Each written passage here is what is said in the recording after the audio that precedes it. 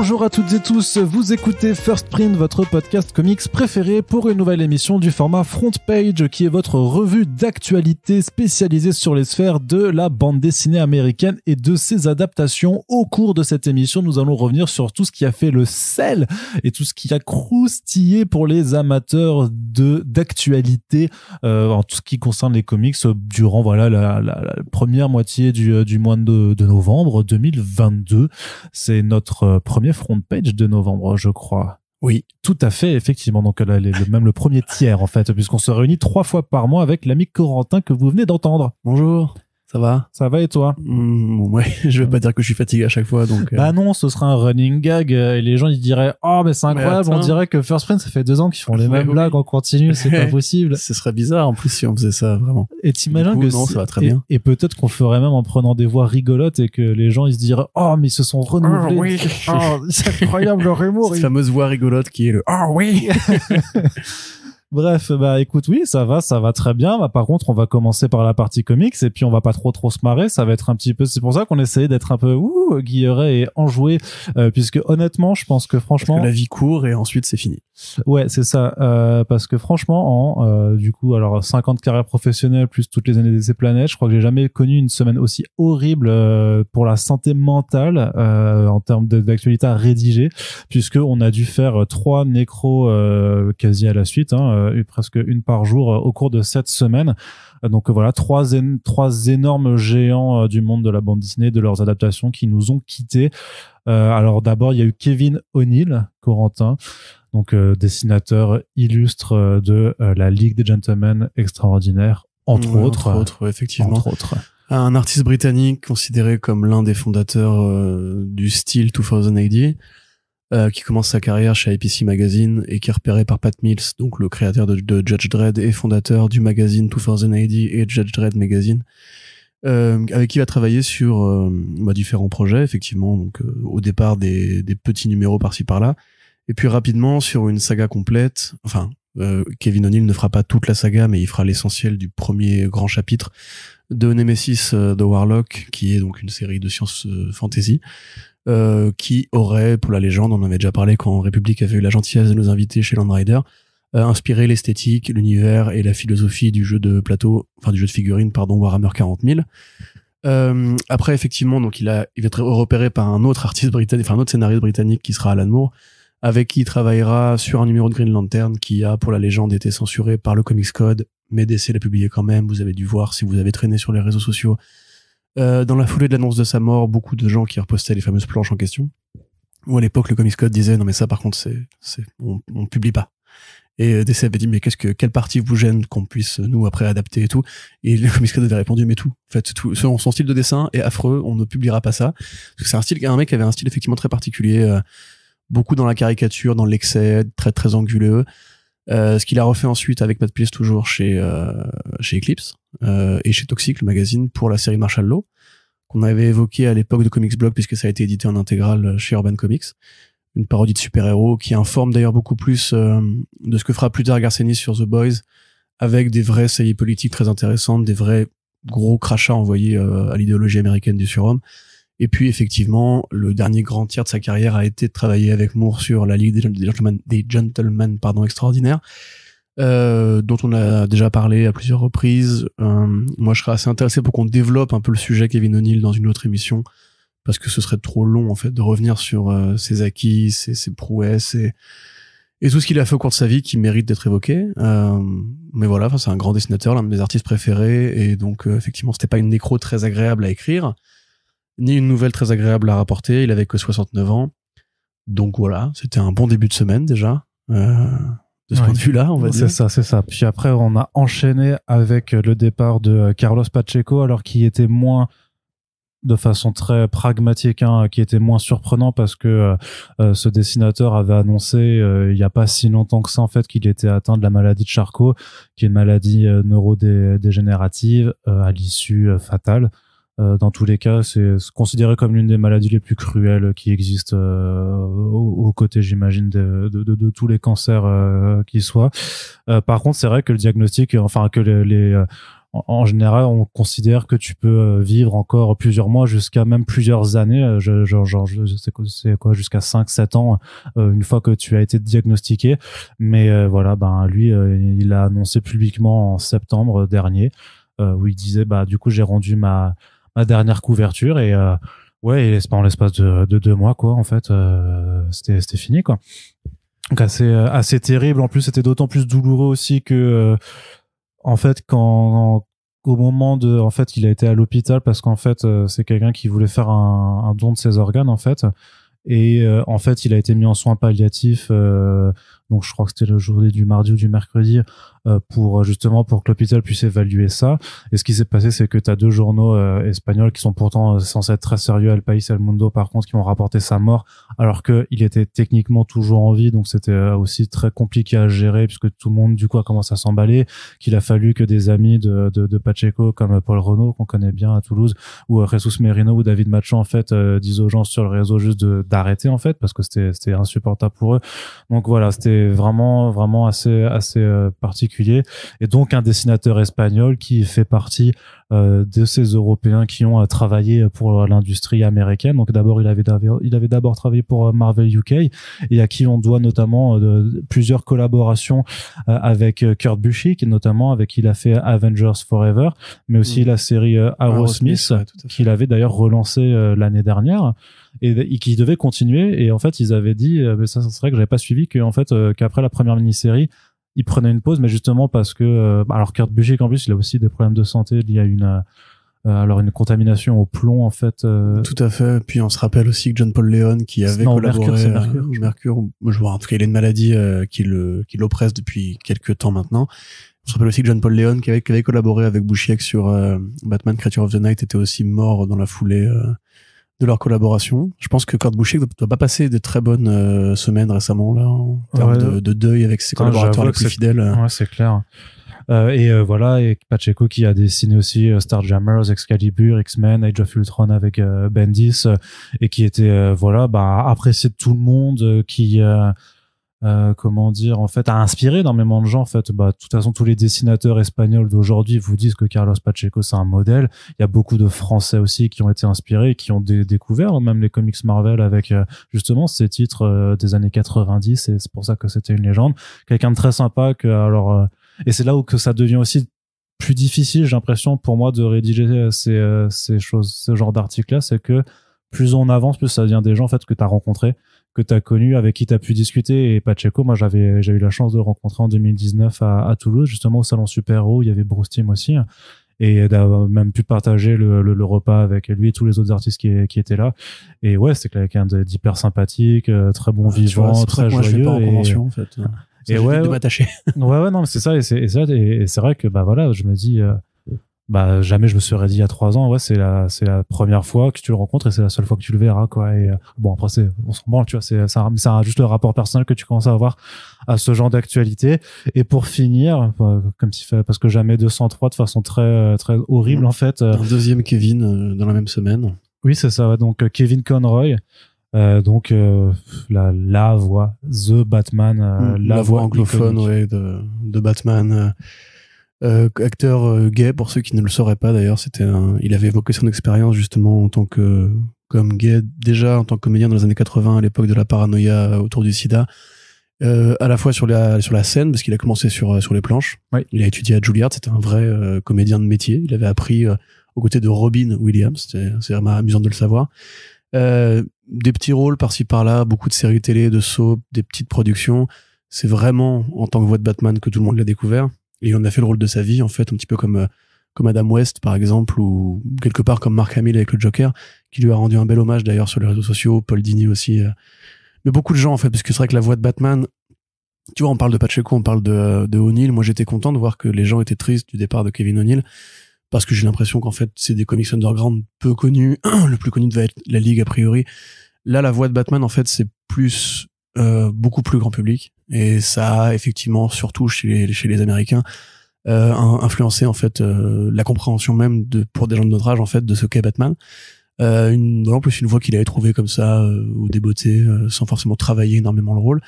et qui après bah voilà il l'a fait dans Batman la série animée, les nouvelles aventures, Batman Beyond, dans Static Shock où quand Batman apparaît c'était encore lui, la Ligue des Justiciers c'était encore lui, Animated c'était encore lui, ça a toujours été en fait le Batman du petit écran.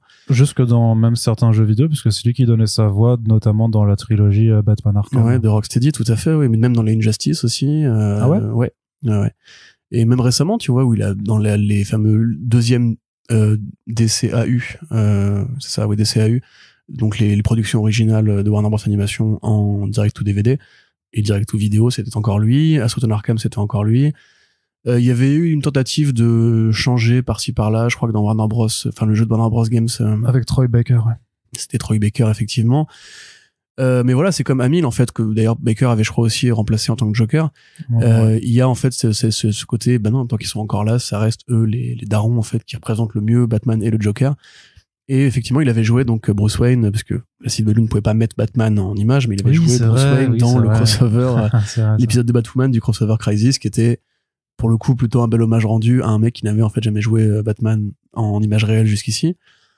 Pareil, un cancer rapide, fulgurant, a priori un peu la technique Chadwick Boseman, c'est-à-dire en fait il en a parlé à personne, et ça a été super rapide. Donc il a essayé de se battre, mais enfin, voilà, enfin tu vois, c'est effectivement ça nous rappelle un peu notre propre mortalité, du fait que les gens qu'on admire et qu'on adule commencent à avoir un certain âge, même si je trouve quand même que 66 ans c'est très très jeune. Moi mon père a 64 ans, tu 60, vois. 66, ma mère aura 66 l'année prochaine, donc tu vois, je commence un peu à flipper aussi.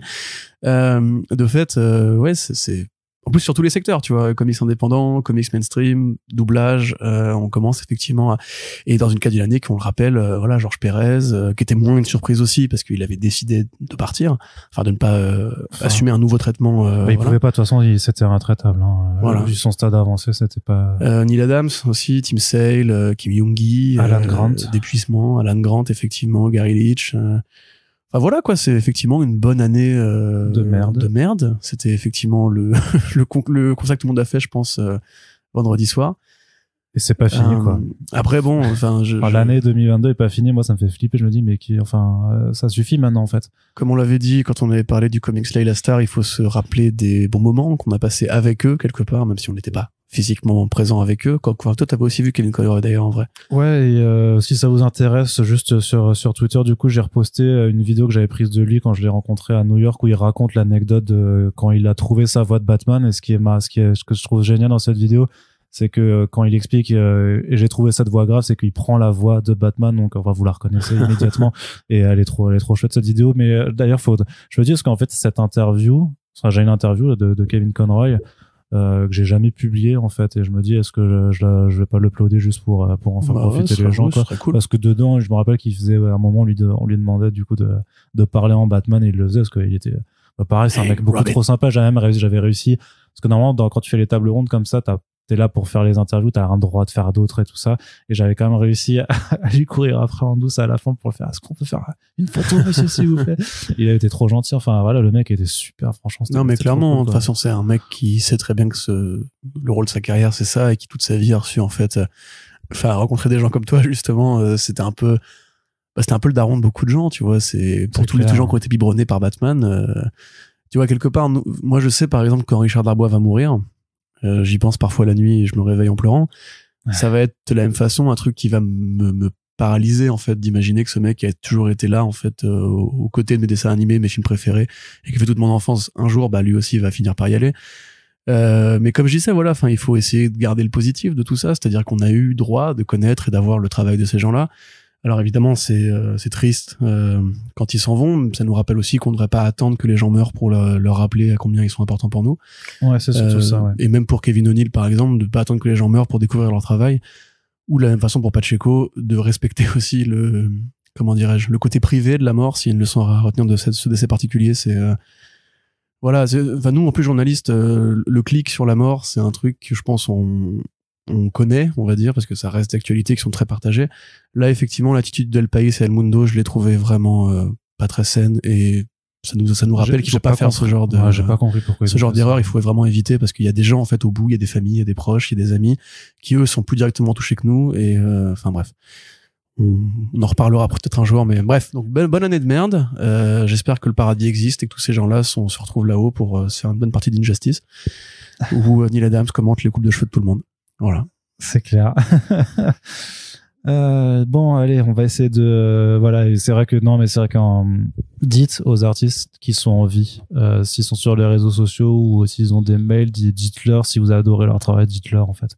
Faut leur écrire, faut leur dire. Souvent en plus, parfois c'est des gens qui savent pas, qui sont un peu perdus, qui ont pas de retour, et ça fait toujours plaisir en fait quand tu reçois, je pense, un petit message. Pour l'anecdote aussi, on a eu une sorte de micro-communiqué de la part de la fille de Alan Moore, Léa Moore, qui disait grosso modo que son père était un peu tristoun aussi. Bah ouais, tu m'étonnes. De fait. 30 ans de carrière en commun, quand même, ça forge des liens. Ouais. Allez, on essaye d'aller dans une actualité un peu moins morose. Allez, on se motive. Les gens sont en train de pleurer en nous écoutant. J'espère que non, quand même. Non, mais non. Il y a quand même des bonnes nouvelles. Non, mais je pense que de toute façon, toutes celles et ceux qui nous écoutent oui, ont été tout à fait peinés aussi comme on l'a été dans cette semaine. Donc voilà, ça c'était la partie. Fallait quand même rendre hommage à ces personnes. Donc merci surtout au Kevin et à Carlos pour leurs travaux. Et ça restera au moins, les travaux resteront. Un petit mot quand même avant d'entamer donc le podcast vraiment avec les actualités qui sont pas tristes, pour vous rappeler que nous sommes sur Tipeee et que c'est comme ça que vous pouvez participer à notre soutien, notre sérénité, à notre pérennité, tout simplement. Si vous voulez un petit peu continuer de voir plein d'émissions se faire, c'est par là que vous pouvez aller. Il y a toujours un lien dans la description de chacun de nos podcasts, et j'en profite simplement pour remercier les derniers qui sont venus nous aider avec, je crois, quelques nouveaux venus, mais en tout cas merci à c'est Aube 91, à Volken, Émilie, alors elle c'est pas une nouvelle, elle est là depuis quasiment le début, je pense même depuis le début, donc qui est toujours là avec nous, et aussi Rojas. Donc vraiment merci à vous d'être venus sur le Tipeee et de nous permettre de continuer nos émissions. T'as pas des lunettes, Arnaud? Des lunettes? Ouais, parce que là je te vois un peu galérer pour lire des trucs qui sont quand même écrits assez gros, donc t'as pas besoin de lunettes, t'es sûr? Non, je crois pas. Moi je pense qu'il y a peut-être un débat à avoir sur... Si vous êtes team Arnaud à lunettes, dans les commentaires, dites-le. Non, mais pas du tout. Mais ça va. C'est parce que la luminosité de l'écran est pas assez forte, c'est tout. Trop facile de bully ce mec. C'est clair. C'est pas bien de... Je suis désolé. Tu sais en plus que j'essaie de ramener la bonne humeur. Cette semaine, il y avait la journée contre le harcèlement scolaire.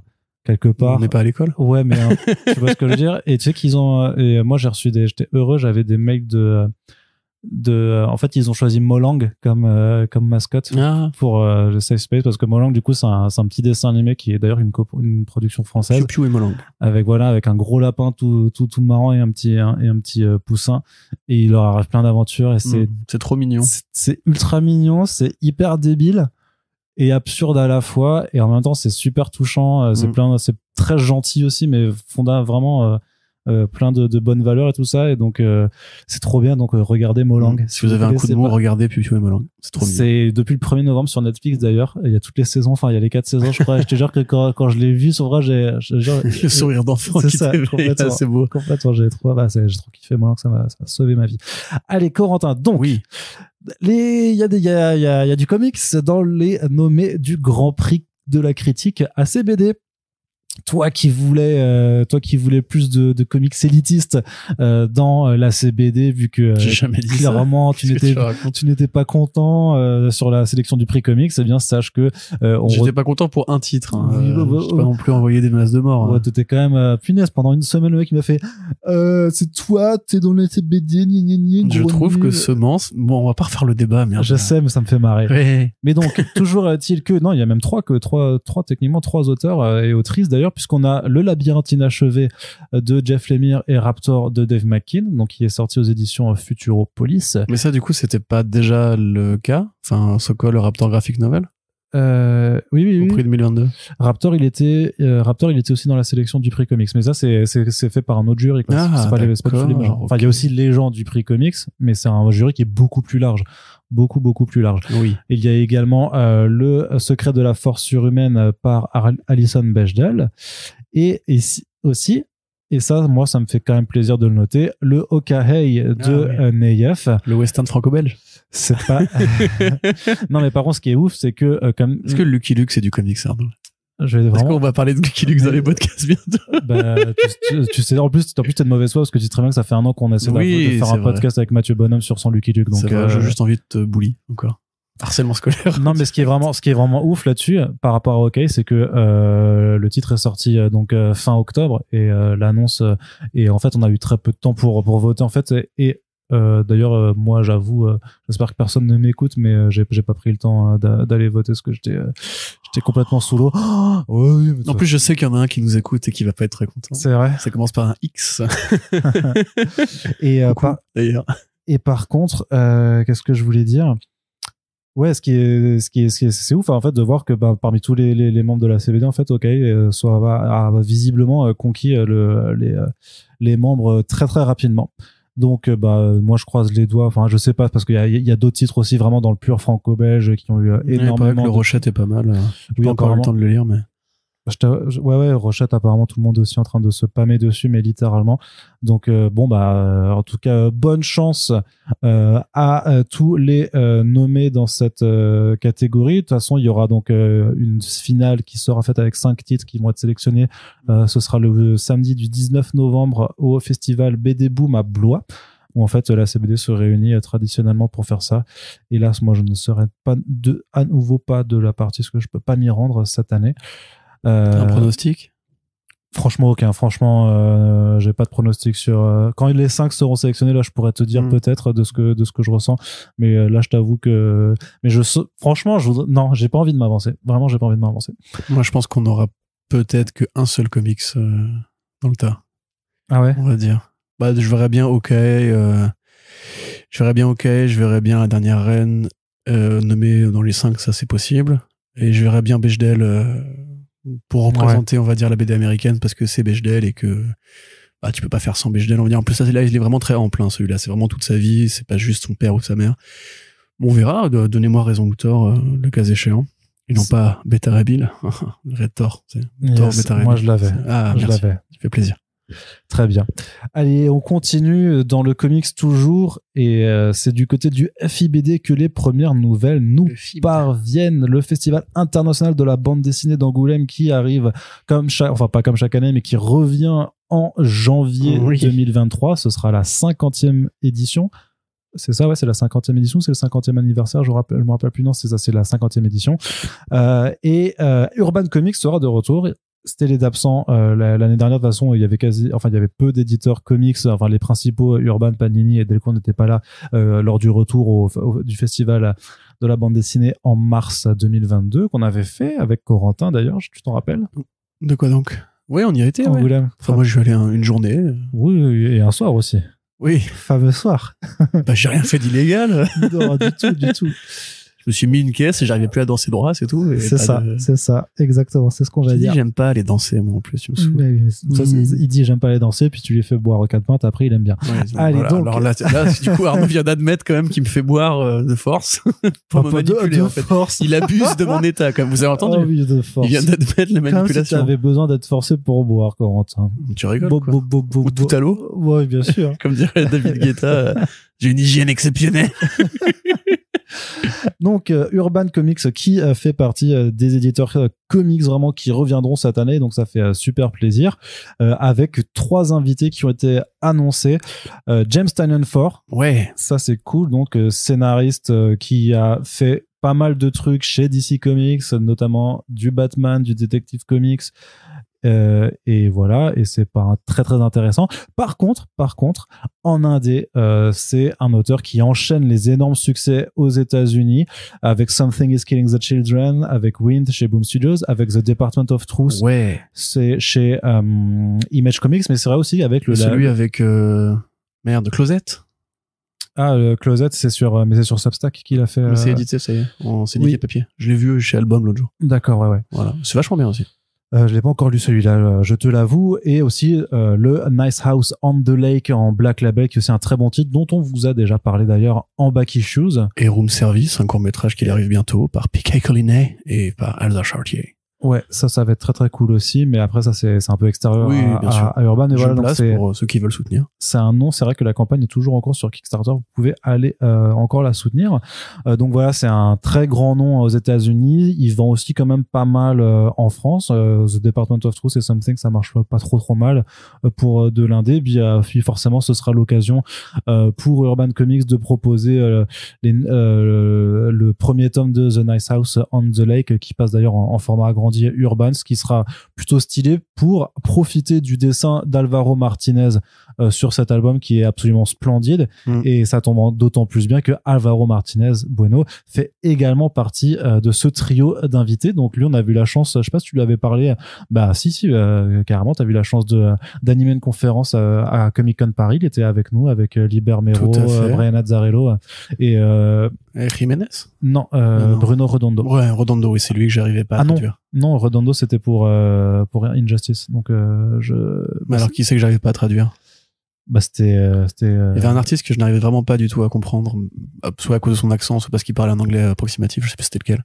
Zut, j'ai un trou de mémoire. C'est pas grave. Écoute, il y avait Libermero et Azzarello, déjà. C'est ça. Tu vois, moi, c'est mon achievement, déjà, de vie. Alvaro Martinez, moi, depuis, c'est sur, j'ai fait rire les gens en traduisant les blagues de beat de Libermero, d'ailleurs, j'étais content. Alvaro Martinez, j'avais déjà repéré, je crois, un peu je sais plus s'il était sur Justice League Dark avant ou c'était après. Non, c'était après. Alvaro Martinez, c'était pas Aquaman et Batman. Il avait fait Detective Comics surtout dans le Rebirth avec James Tynion Forge. C'est là qu'ils ont commencé à collaborer et c'est là que Martinez, notamment, il alternait un petit peu ses styles. Tu sais, c'était aussi la période où il y avait Eddie Barros qui faisait son approche en peinture. Oui, tout à fait. Donc voilà, donc les deux ensemble, les trois ensemble, c'était vraiment une super époque pour Detective Comics. Et Robin Noir, c'était lui aussi, je crois. C'est possible, ouais. Bon, on vérifiera, mais grosso modo, il a pris du galon, on va dire ce qu'il fait en indé, je trouve, moi, est quand même supérieur à ce qu'il a fait. Non, mais il s'améliore, il fait que s'améliorer d'année en année. Il est super, vraiment super fort et vraiment ultra sympa.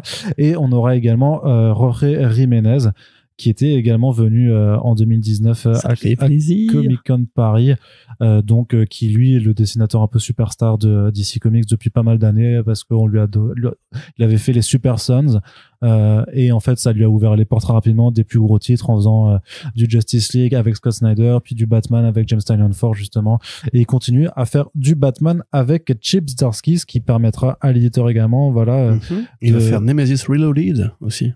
Ouais, effectivement, mais ça, du coup, ce sera pas chez Urban. Et alors? Voilà. Rien. C'était mon... Et alors? Donc, le Batman de Chip Zdarsky qui s'appelle Batman Dark City, qui sera, on l'imagine, qui sera aussi proposé à Angoulême. Donc, voilà, les trois, ils seront présents. Et ça fait 3 occasions de plus de faire du Super Friends, j'ai envie de dire, tout simplement. Donc moi je suis plutôt content. Moi aussi. Plutôt content. Et puis on sait qu'il y a d'autres éditeurs qui vont arriver. Alors à l'heure où on mettra ce podcast en ligne, vous aurez déjà les articles sur Comics Blog et on commentera dans le prochain front page, histoire d'avoir vraiment un petit focus sur chaque éditeur présent. Mais 404 Comics sera présent avec plein d'invités et franchement ça fait super plaisir aussi. Et j'ai hâte de pouvoir recommander cette actualité. Oui, Corentin. Le département de la vérité, c'est déjà édité en VF? Bien sûr, il y a 2 tomes là. Bon alors j'insiste, Batman c'est bien, mais lisez ça, c'est vraiment extraordinaire. J'ai enfin rattrapé la VO après avoir lu les 4 premiers numéros. Et c'est incroyablement beau, c'est incroyablement bien. C'est vraiment un truc à lire justement aujourd'hui où on parle de post-vérité et où des gens peuvent, pour payer $8, se passer pour une boîte qui vend de l'insuline. Et les complotistes, les conspirationnistes qui prennent le pouvoir un peu partout. Lisez ça, ça va vous faire kiffer et c'est beau à en crever. Ouais, avec un Underkay qui voilà, comme on l'a dit, le clone caché de Bill Sienkiewicz. Martin Simmons, pardon. Underkay, c'est Blue and Green, pardon. Mais c'est les deux. C'est ça, il a 2 clones en ce moment, Bill Sienkiewicz. Et justement, plus que 2 clones, malheureusement. Puisqu'on parle de Bill Sienkiewicz, ça me permet de faire une transition toute trouvée sur la prochaine actualité où je vais te redonner un petit peu la parole, Corentin, puisqu'on parle de Parisian White, un titre de Sienkiewicz et Kelly Sue DeConnick qui avait été annoncé en 2015 et dont on sait à présent qu'il sera publié chez AMC Publishing, qui est donc une division de publication de bande dessinée chez AMC. Oui, la chaîne AMC, tout à fait, effectivement, qui s'est mise en tête de faire du comics. Alors, je sais pas trop exactement ce qu'il leur a pris. Très simplement, ils vont faire ça leur permet d'avoir les droits de leurs propres adaptations après. A priori, ça reste du creator owned, donc je sais pas, parce que en l'occurrence, je vais vous décrire le synopsis de Parisian White. Vous allez voir comment ça va être facile à adapter. Donc c'est un monde du futur dans lequel en fait Paris, après avoir fait une boucle complète des styles et des époques qu'elle pouvait comment dirais-je, évoqué, est revenu aux années folles, est revenu aux années jazz, au Paris de Scott Fitzgerald, au Paris de Hemingway, au Paris des soirées mondaines, patati patata, donc comme dans Minuit à Paris, voilà. Si ton quotidien, quoi, en fait. Oui, oui, mais, en un sens, mais sans le jazz, du coup. Mais c'est voilà, private joke. Donc, merci Arnaud. Pour synthétiser, on va dire que c'est un monde dans lequel les couleurs ont pris vie et on leur a donné des usages supérieurs à ce qu'elles peuvent faire actuellement. C'est-à-dire qu'une couleur actuellement, vous la regardez, vous dites, ouais, c'est joli et tout. Dans le futur, en fait, les couleurs peuvent être utilisées pour tuer, pour empoisonner. Elles sont faites à partir de vrais composés organiques. Tu me diras, ça c'est un peu le cas aussi aujourd'hui. Et précisément, le Parisian White qui donne son titre à l'album, c'est une couleur en fait qui, une fois qu'elle est manipulée, peut détruire le monde en fait. Et donc des grands peintres font des associations de couleurs qui ont un vrai impact sur le réel. Voilà, je sais pas exactement comment parce que en BD, t'imagines très bien que Sienkiewicz, qui est un génie de la couleur et qui est un génie du dessin, et particulièrement du dessin abstrait, peut s'amuser avec ça de manière très simple. En série télé ou en film, c'est peut-être un peu plus vaporeux. Tu feras juste un procédural dans lequel un détective enquête sur des meurtres commis par des couleurs. Il a été tué par un bleu cobalt. Putain, non, pas encore un bleu cobalt. C'est le tueur au bleu cobalt. C'est le tueur, oui. Zut alors. C'est un peu comme Artops. Tu vois, c'est un super concept. Ah oui, c'était vachement bien ça. Ouais. Le faire en vrai, en image réelle, ça pourrait être nul. Enfin, ce sera sûrement nul d'ailleurs. Donc pour résumer, c'est super parce qu'effectivement Sienkiewicz, ça fait quand même quelques années qu'il ne travaille plus sur des projets de long format. Il avait été annoncé sur les préquels, on va dire les prologues de 2 romans graphiques dont on avait parlé, le Alliances, qui donc est un produit dérivé d'une franchise co-créée par Stan Lee en podcast, qui a accouché d'un roman qui n'a pas été écrit par Stan Lee et d'une série, on va dire, de fiction en volume 2 qui n'a pas été écrit par Stan Lee et d'un comics qui serait un spin-off du volume 2. Mais il y a Stan Lee sur la couverture, donc ça va se vendre peut-être. Et Sienkiewicz avait fait effectivement le prologue, voilà. Et le roman graphique The Golem of Venice Beach, qui était un scénario qui était dans la blacklist, donc la fameuse liste des grands scénarios repérés par Hollywood, mais qui n'a pas été fait en film et qui, alors je sais plus exactement, mais il y avait donc un projet de création en BD que j'ai pas trop suivi malheureusement. Mais donc Sienkiewicz avait fait la couverture, enfin une des couvertures variantes, et pareil un prologue de 8 pages qui s'inspirait des créations un peu à la Swamp Thing des 70, où il revenait sur l'histoire du golem, qui est une créature toute puissante qui a traversé les époques et qui est devenue une sorte de SDF de la plage de Venice Beach. Donc c'est bien, hein, je suis content moi de voir Sienkiewicz faire par-ci par-là, mais c'est vrai qu'un grand Sienkiewicz de retour sur des planches intérieures, long format, ça faisait assez longtemps. Comme tu dis, comme ça fait quand même depuis 2015 qu'ils en parlent. Et Kelly Sue DeConnick, j'ai un avis sur la scénariste, on va dire. Ça peut être très très bien, ça peut être tout à fait moins bien, inintéressant selon le degré de motivation, mais ça restera de toute façon une histoire qui parle de la couleur avec Sienkiewicz au dessin et aux couleurs à Paris dans les années folles du futur. Donc déjà moi je coche toutes les cases de ce qui me fait kiffer. Ça sortira à la fin de l'année prochaine, et si tu veux je t'offre une transition vers une autre actualité. AMC a aussi donné des nouvelles des autres projets qui seront présentés à la San Diego Comic Con 2023, parmi lesquels The Knights of Lono, qui est écrit par le guitariste de Metallica. Voilà, donc musicien, comics, voilà, la transition est toute trouvée. Et Oubliette de Brendan Fletcher et Tula Lotay. Donc on aura une preview à la SDCC et les 3 projets devraient sortir en roman graphique à la fin de l'année prochaine. Très bien Corentin, je te remercie. Et c'est vrai que puisque tu évoquais le nom de Metallica, ça me fait une transition toute trouvée. C'était l'idée. Pour la prochaine actualité, Corentin, je vais te poser une question et tu vas y répondre. D'accord. Est-ce que tu aimes le métal? Oui. Le métal à l'ancienne, est-ce que tu aimes bien les groupes justement comme plus. Comme Metallica, Def Leppard Def Leppard, oui. Metallica, moins. Je trouve que c'est pas spécialement du métal à l'ancienne. C'est du métal basique, Metallica, non? Enfin, par rapport à ça chiant. Toi qui es un expert, justement. Ah non, je suis pas un expert du tout, parce que moi je déteste tout ce qui est métal. Maiden, t'aimes pas? Ah, j'ai horreur de ça. C'est vrai? J'ai horreur de ça. Non, Motorhead? Ah, au secours. Sérieux? Motorhead? Non. C'est que Lobo a influencé. Ouais, mais je m'en fiche. je n'aime pas tous ces métal vieux, en fait, des années 80-90. Je supporte pas, moi. C'est vraiment les sonorités des années 2000. Je peux comprendre. Moi, je suis pas un énorme fan, mais j'aime bien Iron Maiden, par contre. Non, mais j'ai écouté du Maiden. Slayer aussi, Slayer, c'est bien. 666 the number of the beast. Mais j'ai pas. Non, mais après c'est bien la technicité de leurs riffs et tout ça, c'est cool. Mais c'est le thrash metal, le heavy metal, j'aime vraiment pas. Quoi. Moi, c'est vraiment des styles de métal que j'écoute qui sont beaucoup plus modernes et que justement les vieux bien vénère. Non, c'est pas. non, c'est franchement c'est même pas tant que ça gueule que c'est. Je sais pas, mais voilà, c'est. Voilà. Hein. Sûrement des Rammstein. Non, Rammstein, j'aime pas. C'est vrai? J'aime plus. Tu travailles avec tes origines allemandes, là? Non, mais. T'étais fan de Rammstein, quand même, à une époque. Bah, au collège, comme tous les Alsaciens, quoi. Voilà, c'est ça. Merci de le confirmer à la caméra. Qu'est-ce que je voulais dire? Donc, tu me parlais de ça parce qu'il y a des musiciens qui vont faire des comics. Exactement. Chez Volt. Tout à fait, dans un nouveau label qui s'appelle Hatchell. Et en fait, mais c'est pas forcément pour faire des comics c'est pas des comics dérivés de leur groupe de musique. C'est pas Z2, quoi. Mais Z2, ça dépend. Z2 Comics, ils font aussi des projets où c'est pas des comics que dérivés des groupes. Mais par exemple, chez Dynamite, ils font des comics Kiss. Vraiment avec le groupe de musique Kiss qui... Marvel, au départ, Marvel. C'est Marvel, c'est eux qui ont lancé cette débile. Non, mais il y a eu des crossovers affreux chez Dynamite, parce que Dynamite a tout fait. Par contre, c'est vraiment Marvel qui avait été chercher Kiss au départ, dans les années 80. Ouais, Marvel Color vient de là, la technique de peinture et tout. C'était les comics Kiss au départ. Et il y a des tonnes de comics Kiss, on croise Archie Comics et tout. Enfin, moi, pour le coup, tu vois, Kiss, vraiment, je déteste viscéralement ce groupe que j'ai vu en live, malheureusement, à cause du Hellfest. Ils nous ont fait chanter la Marseillaise. J'étais choqué. Vraiment, ça, c'est l'origine du mal pour moi de mélanger comics et musique. Lisez, les comics Kiss, vous verrez, c'est abject, mais, comme le groupe. Mais, si vous êtes fan de Kiss, on vous pardonne. Voilà, il fallait que ça sorte. Je me désolidarise de tes propos, une fois n'est pas coutume. Mais donc, t'as du mal d'Iron Maiden, frère, t'es piégé. De Metallica, je déteste Metallica. C'est vrai? Je ne supporte pas. Ouais, 2-3 morceaux, mais c'est basique, je trouve. Qu'est-ce que ça me fait chier, cette musique, franchement. On va se faire beaucoup d'amis, parce que je crois qu'il y a des stars communes entre les fans de comics et les fans de métal, en plus. Mais bien sûr, bien sûr. Il y a des ponts évidents. Mais non, cela dit, j'empêcherai personne de les kiffer, c'est juste que moi, j'irai pas les écouter. Si je peux me permettre aussi, Limp Bizkit, à part 2 albums, c'est pas terrible en vrai. Et Linkin Park, franchement, arrêtons Linkin Park.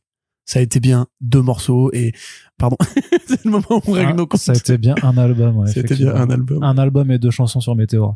Alors que Deftones, mon gars. Je te dis que ça. Deftones, j'aime pas non plus. Mais Deftones, c'est incroyable. Comment tu peux ne pas aimer Deftones? Je déteste Deftones. T'es un malade. Toi, t'es Korn, non? Non, ou Slipknot, non plus. Slipknot un petit peu, mais j'écoute plus du tout. Mais ça passe encore, tu vois. Mais non. Bon, les comics sinon. Oui, parce qu'on n'est pas là pour parler de musique, surtout de goûts musicaux plus ou moins. Non, attends, t'as quand même t'es pointu toi en métal. Absolument. Toi et République, toi quand même. Tellement pas, frère. Tu crois en fait que moi, tu parles de groupes que je connais pas, donc déjà de base. Oui, mais ça, je pense que tu peux faire pareil sur du rap français ou du rap américain, du rap US. Rap belge et suisse aussi, c'est très bien. Voilà. Chacun sa spécialité. Le rap britannique étant le supérieur quand même. Et pour revenir dans le sujet, donc, puisque je sens que les gens commencent à s'impatienter. C'est possible. En fait, voilà, donc HL, c'est un label qui en fait va permettre à des musiciens de grands groupes de musique de simplement être scénaristes ou co-scénaristes de bandes dessinées. Et donc effectivement, ils vont quand même chercher des gros noms puisque on parle de membres de groupes comme Metallica ou Def Leppard, comme le bassiste et parolier de Fall Out Boy, qui Quoi? Pardon, ce nom qui revient des enfers, j'avoue, il existe encore. Ah, ça existe de ouf encore. Attends, je crois qu'ils font un Bercy bientôt en plus. Ok. Et donc, je ne remercierai jamais assez pour la reprise du thème de Ghostbusters dans le film de Paul Feig. D'ailleurs, c'est le premier projet vient justement du bassiste donc de Fall Out Boy, qui est en fait ça se fait avec une nana qui s'appelle Anna Klein, qui est une scénariste de télévision et en fait qui fait une histoire qui s'appelle Dying Inside avec comme artiste en fait Lisa Starl, qui est une artiste de Vault qui a déjà dessiné sur des titres qui s'appellent Long Lost et Witchblood. Donc en fait voilà, c'est vraiment ils vont chercher des scénaristes qui viennent du monde de la musique, les mettre avec ou pas peut-être avec des gens qui connaissent un peu plus les codes de la bande dessinée, puis avec des artistes pour en fait illustrer des bandes dessinées qui viennent de leur imaginaire, qui peuvent venir de leurs univers et tout ça, parce que bien entendu très souvent les groupes de musique ont aussi des univers musicaux et y a pas de raison que ça ne puisse pas donner de bonnes choses, puisqu'on a déjà vu des groupes de musique ou des chanteurs, enfin des membres de groupes de musique faire de très bonnes BD. Le meilleur exemple étant à mon avis Gerard Way avec Umbrella Academy, ouais. et même le This Is Young Animal qu'il avait chapeauté avec il y avait quelques très chouettes choses tout à fait, qui étaient dedans. Voilà, Doom Patrol était bien, Shade qui n'était pas écrit par lui mais c'était vachement bien aussi. Non, c'était une bonne époque. Enfin, c'était un peu, comme on a déjà dit à chaque fois, c'était un peu volontairement bizarre pour faire du Morrison, puisque Gerard Way voit un culte de tout à fait justifié à Grant Morrison, mais il y avait de très bonnes choses. Effectivement, c'est un peu l'exemple luxe que tu cites, qui a quand même eu des conneries aussi. Oui, comme Morello a fait de la BD d'ailleurs, mais oui. Il y a Corey Taylor de Slipknot qu'on avait fait, de Korn, Slipknot, je sais plus, bref, qui avait fait ça. T'avais CM Punk, voilà, qui est un catcheur. Ah bah pardon, je confonds complètement, oui, tout à fait, t'as raison. Bah Gene Simons, du coup, de Kiss en a fait aussi. Donc, il pourrait même pas mal de liens. Taboo des Black Eyed Peas, il fait des comics. Ouais, c'est vrai. Ah bah mais non, mais les Black Eyed Peas, il y a même des comics Black Eyed Peas, hein. Ah ouais? Pour l'album Empire of the Sun. Et c'était d'ailleurs le même synopsis que le comics, que les comics, du coup, de, Major Laser. Où pareil, c'est un monde, en fait, de une drogue. Ah oui, zombie. C'est le vieux synopsis à la Trauma. Et il y avait, le rappeur très Freddie Gibbs, qui avait fait aussi ça. Avec Mike Del Mundo, quand même. Au dessin, c'était pas n'importe quoi, hein. Pareil, il jouait un dealer qui va buter un nez géant qui va lui piquer sa coke. C'est super dur à trouver, ça, pour le coup, sur internet. C'est vrai que et qu'en fait, c'est pas une idée non plus forcément la plus originale, parce qu'il y a un éditeur indépendant américain qui s'appelle Z2 Comics, dont on parle très peu parce que c'est, pourtant, peut-être qu'il y a certains de leurs titres qui arrivent en France, mais vraiment. C'est difficilement accessible, quand même. Ouais, c'est ça. Où eux font déjà beaucoup de collaborations avec aussi d'autres groupes de metal comme In Flames. C'est ça, j'aime bien. In Flames, tu vois, par exemple. Judas Priest, que je n'aime pas. Ou Bertus, que j'aime bien. Voilà. Et même Max Bemis, il était pas. Max Bemis, bien sûr. C'est un musicien, ouais. On avait parlé, je crois, quand on parlait de ses comics dégueux. Ouais, il a fait des comics Moon Knight qui étaient pas trop mal. Puis c'est vrai qu'il a fait d'autres comics en indé. Le spin-off de Conan avec la barbare, enfin, non, la pirate. Qui dit qu'elle veut une bite géante, je sais pas qu'elle veut une bite. Tu m'as raconté ça, je crois. Oui, c'était, je sais plus si c'était Dark Darkness, non. Non, ça c'est Dynamite qui a la licence. Non, c'est Marvel qui avait la licence, donc maintenant c'est Top Chef qui a la licence. Mais non, mais c'était c'est Titan. Pardon. Non, c'était je sais plus, bref, on s'en fout. Retrouvez le podcast en question ou tapez Max Bemis Conan sur Comics Conan sur Google. Mais donc lui aussi, voilà, qui était un musicien de formation au départ. Enfin, c'est quand même assez régulier. Enfin, c'est quand même assez régulier, oui. Bélite. C'était pas Bélite, c'est ça. Bien joué, Bélite. Comics bizarre avec Bélite. C'est ça sur Google. Où elle se réveillait d'un sommeil centenaire ou millénaire et qu'elle se retrouvait quasiment nue sur un bateau de pirates et que la première chose qu'elle demandait au mec c'était alors il y a qui c'est qui est là pour me sauter. Et tu fais voilà. Tu fais waouh. Ok. Ouais, bah oui. Et surtout quand tu reçois le mail du RP anglais qui fait ça te dirait de faire une interview avec Max Bemis pour ça. Bah écoute, non. C'est gentil, mais non merci. Bah, je pense qu'on aurait quand même dû le faire. Mais bref, en tout cas, pour dire que les univers, effectivement, comme tu dis, sont finalement assez poreux, mais même pas que Z2, je veux dire. Il y a vraiment où taper, voilà, des musiciens qui ont déjà fait un comics, encore une fois, sur Google, il y a quand même une longue liste, même des rappeurs, hein. L'album de MF Grimm avait été même récompensé, je crois. Eminem qui avait fait son comics avec le Punisher, là, qui était abject. C'était une horreur, ce truc. Je crois que c'était La Roca au dessin ou un dessinateur dans cette catégorie de photoréalisme moche. Il y avait le Wu-Tang qui avait fait aussi des comics. Bon, après, eux, c'est des grands amateurs de comics, donc c'est pas du tout étonnant, mais donc oui, voilà. Volt, en tout cas, prévoit un label pour ça. Je trouve ça quelque part même un peu bizarre de leur part, dans la mesure où il y a déjà en fait. Ouais, mais ils ont quand même dit dans leur communiqué qu'ils allaient faire des éditions régulières, puis premium, collector, machin. Moi, je les vois tellement faire des éditions avec des vinyles et des trucs comme ça, tu vois, histoire de. Oui, ça pourrait être cool. Ouais. Tu vois, ou même demander aux groupes qui sont sur les projets de faire des chansons pour accompagner. En fait, ils copient le label 619 qui fait des OST sur ses BD. Exactement, bien sûr. Voilà, ils ont vu le run, ils ont dit pas mal. Mais en plus, c'est tout à fait nouveau, hein, tout ça. Complètement. Mais après, peut-être que c'est une façon pour Volt d'avoir une sorte de franchise, entre guillemets, ou en tout cas un produit grand public qui permettrait c'est clairement pour cibler de remplir les caisses. Bien sûr que c'est pour cibler clairement d'abord les fans des groupes en question qui vont dire oh, c'est le dernier album de Metallica avec une BD en plus. Alors je file chez mon Leclerc. Je pense qu'ils ont une voix plus rauque, plus âgée, qui pue plus le tabac et le whisky, les fans de Metallica aujourd'hui. Hein. Ça commence à dater Metallica. Tu es plein de préjugés. Mais je connais des fans de Metallica, si tu veux. Moi, j'ai fait pas mal de Hellfest. Not all fans de Metallica. Après, non, il y a sûrement des jeunes qui sont fans de Metallica aussi. Et qui lisent des comics, je ne sais pas, peut-être. Dites-le nous si on vous a peiné avec nos. C'est pas impossible qu'on ait agacé 2-3 personnes. Mais vous savez, on prétend pas du tout avoir bon goût, hein. Ça, clairement pas. Allez, j'adore Black M, voilà. Vous voyez le pull de Arnaud, par exemple. Oui, en plus, c'est vrai, effectivement. Il est trop bien, mon pull. Corentin, on continue du côté de Eiwa Studios qui annonce une nouvelle série ou mini-série qui s'appelle The Ribbon Queen, la reine à ruban, ou la reine des rubans, de Garth Ennis et Jason Burrows, un duo créatif qui est cool, qui est bien et qui est très habitué à travailler ensemble. Non, depuis très longtemps, effectivement, le Punisher en particulier. Providence aussi. Alors Providence, c'est Alan Moore, pardon. Non, attends, n'importe quoi. Si.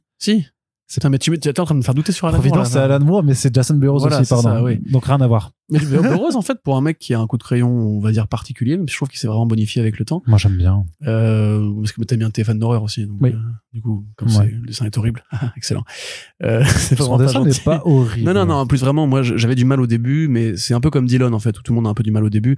Il faut comprendre que c'est fait exprès, ce côté un peu toon et un peu crado, etc. C'est justement pour ça que Ennis l'aime beaucoup. Ennis travaille régulièrement avec des artistes qui n'ont pas un trait réaliste à dessin, jeu de mots, dans l'idée que ce qu'il fait, lui, est tellement bizarre et crado et gamin que c'est voilà une volonté affichée derrière.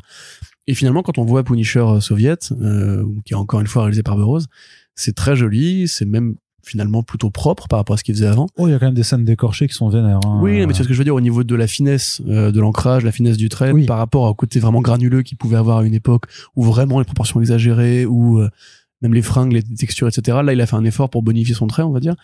Donc, c'est ça qu'on peut dire sur ce projet-là, parce qu'au niveau du synopsis, c'est pas très clair du tout. On sait qu'il y a quelqu'un qui... Il y a une reine et des rubans. On sait que quelqu'un donc va probablement se faire assassiner et qu'un personnage féminin va, pour venger cet C'est la assassinat, reine des rubans.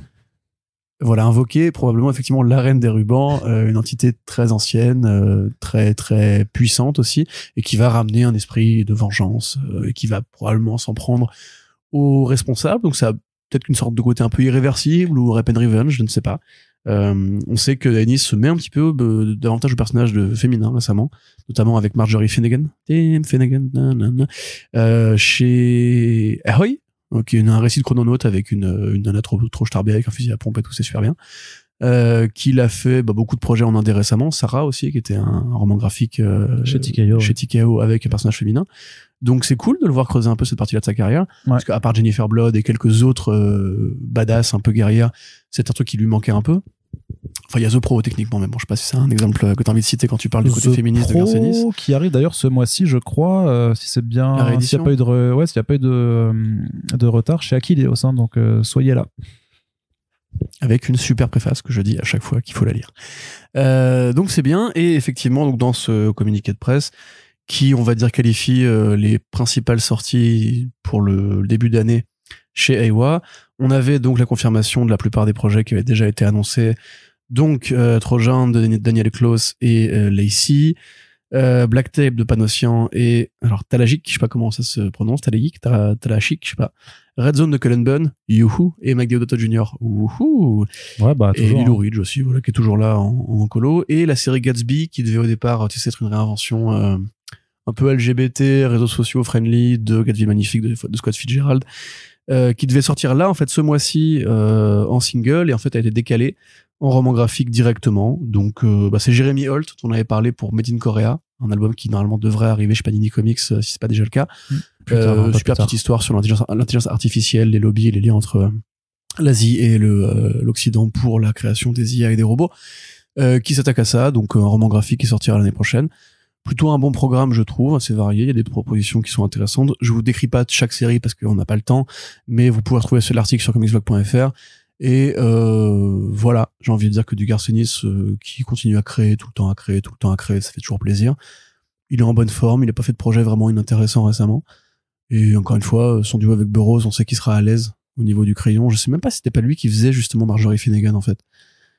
Mais on vérifiera, voilà. Yes. Corentin, j'ai une autre question à te poser. Est-ce que tu aimes un peu la Saturday Night Fever? Alors, La fièvre du samedi tu me soir. demandes si j'aime le métal, si j'aime le film du coup, Saturday Night Fever, ou Ouais. le musique disco en général. C'est ça. Ou si j'ai chaud à la tête le samedi Est-ce soir. que tu aimes la fièvre du samedi soir? C'est un film sympathique. J'aime bien les chorés, ouais. Ouais. Ouais. Donc ça, La photo est sympa aussi dans ce film. Saturday Night Fever. Mais nous, on va Faire parler Footloose, plutôt. quand même. Footloose, c'est bien. On va plutôt parler de Night Fever, donc sans le samedi. Ça n'a rien à voir. Ça n'a rien à voir. Ça n'a Allez, rien à au voir. revoir. Mais le calembour, Nul. le calembour était bien. Quel calembour. Bah, J'ai juste rajouté Saturday au titre du prochain Brubaker. yes. J'enchaîne, Night Fever de Oui. Brubaker et Phillips, un duo créatif que tu ne connais absolument pas et que tu ne maîtrises pas du tout, Corentin. Non, loin s'en faut. J'étais content parce que ça a quand même l'air sympa pour des petits nouveaux qui Qui débutent. débute. C'est un peu risqué de la part de Image de leur faire confiance parce qu'apparemment, alors j'ai cru comprendre Ils ont- qu'il avait fait un volume un peu obscur de Captain America il y a très longtemps. Bon. Ils ont ok. pas fait grand chose. En tout cas, il y aurait pas de quoi tenir un podcast de 3 heures dessus. Non, hein. c'est ça. En plus, le mec ramène son fils à la colo. Enfin, c'est un peu genre le projet de merde, tu vois. Genre, on n'a pas de coloris, je pris mon fils. Ok, qu'est-ce qu'il a fait avant, on ne sait pas. Voilà. Donc, donc effectivement, Brubaker et Phillips reviennent. Ils cassent un peu la routine de leurs différents volumes de Reckless, qui est un peu ce qui les occupe très souvent en ce moment. Bah, ils en ont fait 5 ils en ont enchaîné 5 à la suite, en hein. 2 ans, Ouais. ils ont quand même mitraillé, ouais. Avant ça, il y avait eu Pulp, qui était un peu un interstitiel. En fait, ils avaient fait donc My Heroes, le volume de Criminal en parallèle de Pulp, et qui a été réédité, commencé avec des éditions romans graphiques qui sont complétées avec des scènes en plus et tout. C'est d'ailleurs lisez Bad Weekend en version complète, c'est pas fait. Hein. Et tout ça est arrivé chez Delcourt. Et après, il y a eu Reckless. Donc là, effectivement, c'est cool, ça change un petit peu. Ça va aussi varier en termes d'atmosphère parce qu'on quitte les États-Unis pour retourner vers l'Europe. Donc c'est l'histoire d'un businessman en fait qui doit se rendre en Europe pour ses affaires et le soir en fait pris d'insomnie, il se met à errer dans les rues d'une ville sombre, un peu fantasmagorique, qui fait un peu Berlin, qui fait un peu Paris la nuit. Très peu éclairé, la couverture déjà je trouve filme vraiment une bonne ambiance. Il explique qu'il s'est inspiré alors d'une maison d'édition que je ne vais pas retrouver de tête, donc je vais essayer de retrouver ça pendant que je parle, qui a été connu justement pour ramener un peu à la mode les œuvres de films noirs dans les années 90, et précisément avec des rééditions de grands auteurs du roman noir et aussi des auteurs de néo-noir justement pour reprendre les codes du noir du coup, mais en le modernisant un peu dans les années 90. Voilà, donc Jim Thompson, Charles Wilford, et la maison s'appelle Black Lizard, et il dit qu'il s'inspire aussi justement des romans graphiques européens, enfin des bandes dessinées européennes sexy des années 70. Donc on peut très bien voir effectivement ce que ça va être le monde de la nuit, ça va être la drogue, parce que encore une fois Brubaker n'est pas étranger à ce sujet. Pigalle, bam, les soirées mondaines, le club silencio, boum. Et il va... les filles toutes nues. Exact, oui, puis voilà. DSK, tout ça, voilà. DSK, c'était à Lille. Deck BD. C'était à Lille. Les soirées coke et tout. Donc voilà, ça va probablement être un truc où en fait, un personnage rentre dans le monde obscur de la nuit, se laisse emporter par apparemment une jeune femme qui lui sert de guide, et après, ça migre en polar comme à chaque fois. Ça peut être un truc vraiment très, très intéressant en termes d'atmosphère et d'ambiance. Ça change radicalement de Reckless, qui est techniquement du néo-noir, on va dire années 80, mais qui est vraiment très scolaire dans son approche en fait de la fiction de détective. Effectivement, donc c'est encore une fois Jacob Phillips aux couleurs, Sean Phillips au dessin. Encore une fois un roman graphique. Bah ça, de toute façon, faut se dire qu'ils refont plus de peut-être hein. s'ils refont du Criminal, parce qu'ils aiment bien le côté single, je pense, mais... Non, mais ça avait un vrai intérêt dans Criminal, parce que tu sais, Non, mais Brubaker l'a écrit, qu'il voulait plus faire oui, mais tu sais, on dit ça. De monthly comics, justement. On dit ça. Puis on dit ça après. Donc, tu prends Un été cruel, justement, le fait que chaque numéro prenne un point de vue différent sur l'intrigue, oui, qui est extraordinaire, je suis d'accord, merci Arnaud. Il était cruel aussi. Oh, il était cruel. En fait, tu veux pas qu'on finisse ce podcast. Allitération, on était cruel, elle est incroyable. Ok, bon, on passe à la suite. Ça a l'air super bien. Lisez-le quand ça sortira chez Delcourt ou en VO. Brubaker Phillips, les meilleurs de l'industrie. Calembour. Allez hop. En fait, alors voilà. Explication. C'est ma faute. C'est vraiment ma faute, en fait, parce que j'ai redécouvert les 2 minutes du peuple récemment, parce qu'en fait, il y a les intégrales sur YouTube. Et en fait, je sais pas, j'étais fatigué, j'ai dit à Arnaud, ouais, je réécoute ça en ce moment, c'est vachement bien. Et il m'a dit, ah, bah, file-moi un lien. Et du coup, je filé un lien avec les 9 heures de l'émission. Et, enfin, une partie de l'émission. Et du coup, depuis Arnaud, en fait, c'est obsédé par l'idée de faire des calembours partout et de citer Pérus dès qu'il a l'occasion. Va chier poulet, maintenant de ton complice, va chier poulet. Il s'appelle Gilles Poitou. Et il appelle qui? Il s'appelle Gilles Poitou, il habite au 46 de la Boustille. Et là, en intro, j'ai eu droit au sketch de Zorro.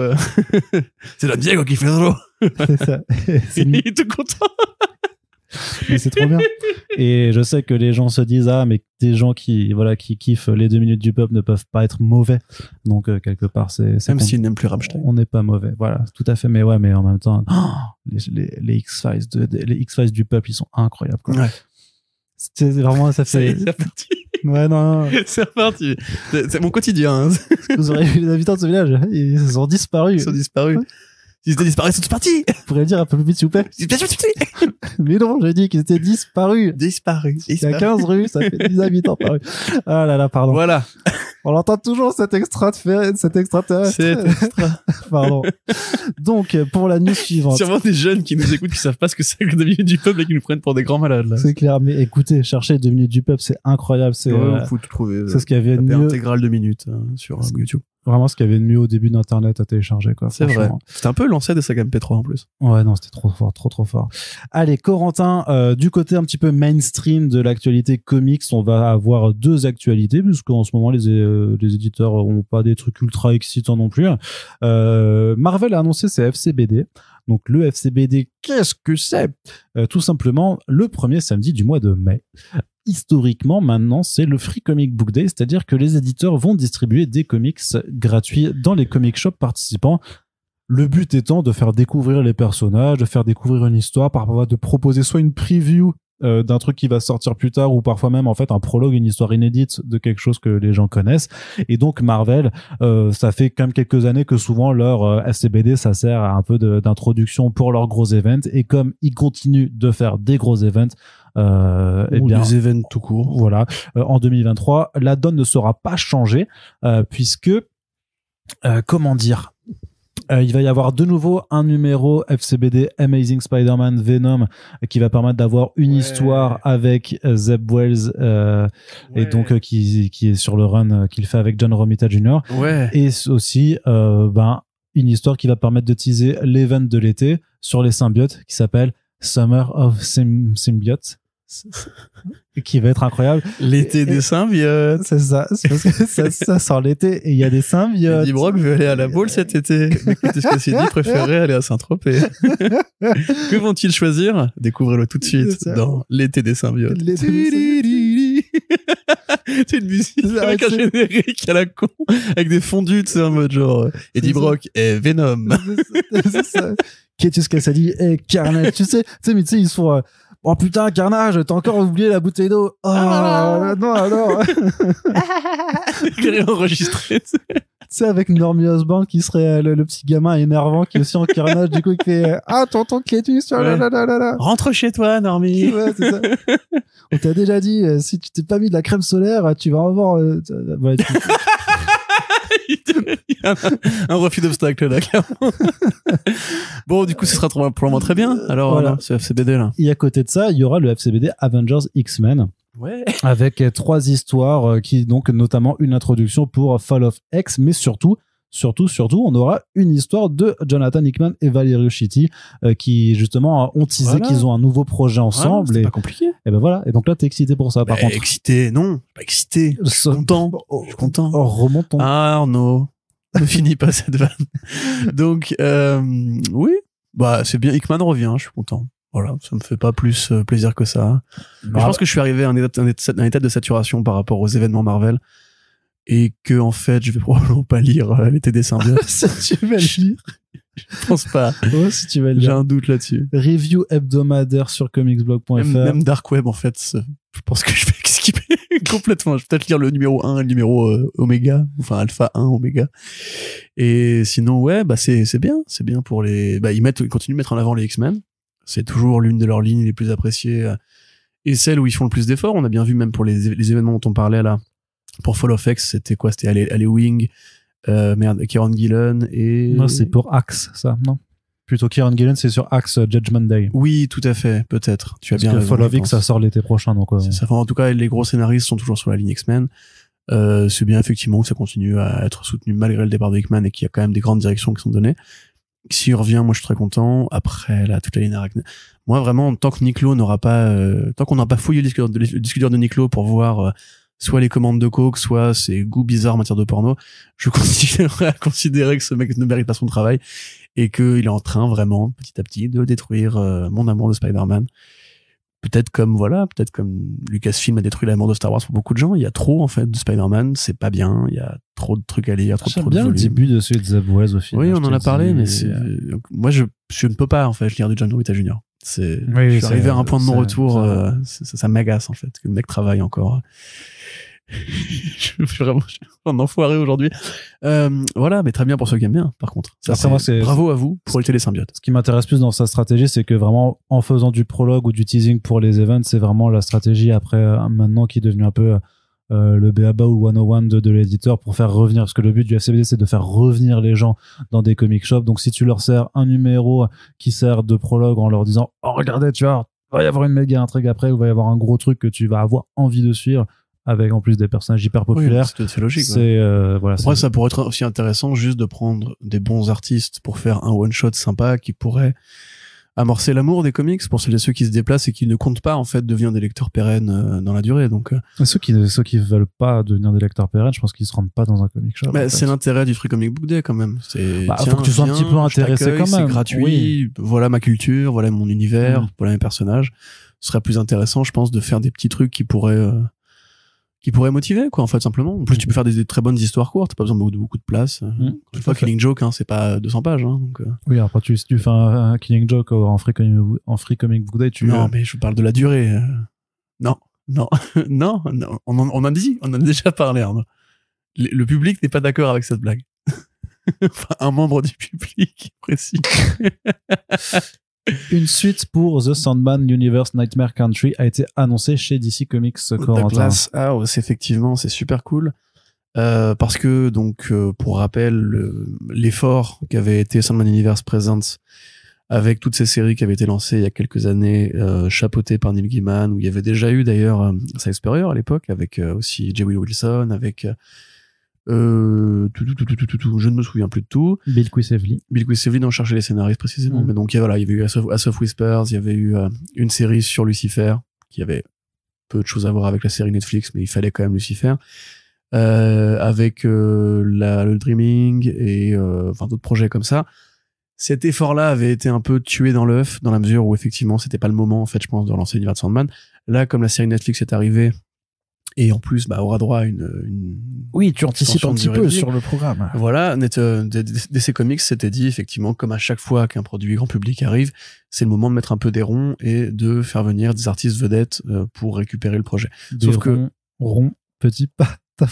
Sauf que là, en l'occurrence, voilà, c'était donc James Tynion Ford et Lisandro Esteren, donc deux très bons choix dans la mesure où Tynion, qui est très fort en horreur, a récupéré donc le Corinthien, et Lisandro Esteren, pareil, qui est une brute au niveau du dessin horrifique. Ça arrivera bientôt chez Urban en France en 2023, janvier, je crois. Donc vous pourrez le lire à ce moment-là si vous êtes fan du Corinthien, si vous l'avez découvert avec la série Netflix. C'est vraiment fait pour faire des correspondances entre les deux, même au niveau du design. Quand Paquette dessine le Corinthien, il dessine vraiment Boyd Holbrook dans le costume. Mais c'est vraiment un produit original qui avait en plus des artistes en rotation pour les flashbacks avec Paquette, Sorrentino, Francavilla, Maria Jovette qui dessinait le dernier numéro. Donc on savait qu'il y aurait une suite puisque ça finissait sur un cliff ouvert, on va dire, qui faisait aussi intervenir le personnage de Desire. Et donc la suite arrive, sauf que elle n'a pas l'air d'être une suite directe de ce cliff-là, puisque en fait le Corinthien va partir à la Silicon Valley. Et Tynion Ford dit bien dans le communiqué de presse, et en plus ça va être dur pour lui parce qu'il a jamais croisé des monstres pareils. En parlant des capitalistes de la Silicon Valley. Donc moi je le verrais bien, le Corinthien, bouffer les yeux d'Elon Musk après l'avoir égorgé, ou un truc dans le style, tu vois. Une référence aux horreurs du monde réel que sont les grands capitalistes, que sont Bezos, que sont Zuck, que sont Musk, que sont tous ces mecs-là. Mais non, Zuck, il a fait un super mail pour licencier 11 000 employés de Grand homme. chez Meta. Franchement, la communication parfaite, quoi. Il a fait ouais, je suis vraiment désolé, j'ai pas anticipé que en fait le métavers ça allait pas prendre comme je pensais. Ouais, et du coup voilà. Bon courage. Ouais. Bon courage pour Pôle emploi. Mais voilà, si vous voulez appeler quelqu'un, bon après par rapport à l'autre enflure d'Elon Musk, il a quand même dit 6 mois de je sais pas quoi et paid leave. Voilà. Oui, enfin après ça reste quand même, on est en pleine période de récession, l'hiver les factures vont être compliquées à payer. Non, mais tu vois. Après je t'avoue que le fait que les grands les grands génies entre guillemets qui misent tous sur le métavers, sur les cryptos et sur machin, se cassent tous la gueule les uns après les autres, ce qui est en train de se passer avec Elon Musk sur Twitter, c'est magique. Hein, ah oui, là on vit vraiment un magnifique crash d'avion en direct. C'est beau, moi je trouve vraiment ce qui se passe, comment le public arrive à toper en fait la connerie d'un seul mec qui croyait que ça allait bien se passer. Ouais. Et de la même façon que la plateforme d'ailleurs FTC, deuxième plus grosse plateforme d'échange de crypto sur Terre, s'est effondré la gueule en l'espace de quelques semaines, avec le président qui a 15 milliards en crypto, maintenant il a 0 €. Ah ouais. Je t'enverrai l'article, c'est invraisemblable. En ce moment, je trouve qu'on a quand même des raisons de se réjouir, à mon avis. Faut pas rigoler du malheur des autres, mais des crypto milliardaires, si, ça va. Mais là, en plus, il y a vraiment des problèmes de fraude par rapport à la loi et tout, donc, tu vois, mais comme Musk, quelque part, qui, a priori, je sais plus comment ça s'appelle, mais il y a un organe de régulation aux États-Unis qui surveille l'utilisation des données, des utilisateurs, qui avait déjà infligé une amende de 150 millions à Twitter pour non-respect de ces règles-là. Là, ils ont dit, ils nous ont jamais appelé par rapport au blue checkmark, là, ça va chier, en fait. Et il a dit, ce coup-ci, on va peut-être faire une amende de plusieurs milliards, en fait, ce coup-ci. C'est ça, c'est rigolo. Voilà, bon courage à toi, Elon Musquet, si tu nous écoutes, mais ce n'est pas le sujet de ce podcast. C'est sûrement que des gens qui nous écoutent se disent, mais arrêtez, là, mec de gauche et tout. Donc, revenons au truc. C'est bien les milliardaires. C'est sympa. Ça crée des emplois. Ouais, ça en détruit aussi, des fois, mais ça crée des emplois, quand même. Donc, et bisous à Mark Zuckerberg qui n'ira jamais dans le métavers pour de vrai, du coup. Oh zut, alors moi qui voulais tellement me balader avec une version pétée d'un avatar qui me ressemble pas. Bah oui, pour échapper au monde réel, putain, c'est tellement triste. Dire que j'aurais pu jouer aux Sims, c'est con. C'est vrai que t'aurais pu jouer aux Sims, mais en VR. Ouais, attention, c'est ça, ouais. Un jour ils le feront de toute façon, je pense. Les Sims VR, c'est la logique finale des Sims. Donc, mais arrêtons là, parce que c'est déjà assez compliqué. Donc, Esteren revient, Tanyan revient, trop bien.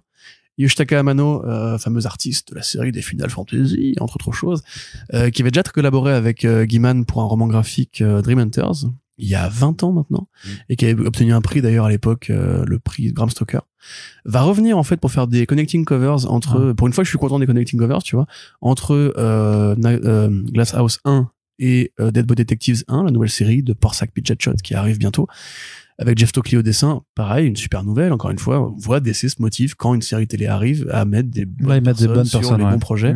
Et en vrai, les Dead Boy, quand tu fais la liste un petit peu de tous les gens qui sont passés dessus, entre Brubaker, Talbot, Jill Thompson, Mark Buckingham, et maintenant Porsac et Stockley, franchement, équipe royale, quoi, c'est assez impressionnant. Donc, l'univers de Sandman a été ravivé bien comme il faut grâce à Netflix, donc merci Netflix, merci les adaptations, parfois il faut le dire quand même.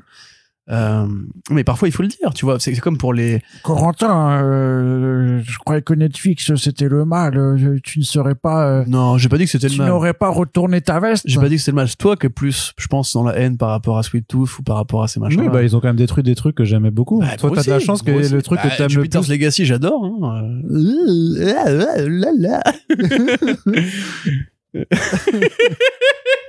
Va beaucoup moins bien marcher maintenant. Donc donc voilà, non, mais je te dis, moi c'est comme quand on dit du mal de Lock and Key. Lock and Key, ça a peut-être aidé à faire vendre des BD Lock and Key. Non, Lock and Key, ils vendaient très bien sans la série Netflix. C'est pour rappeler pourquoi on peut dire du mal de Lock and Key. Mais donc bref, voilà, enfin tout ça pour dire, l'univers, enfin les fans de Sandman ont de la chance en ce moment. Parce que justement, il faut pas faire de suite à Sandman, il faut laisser Morphée à la retraite. Même l'univers de Dreaming est trop proche en fait de la mythologie Sandman.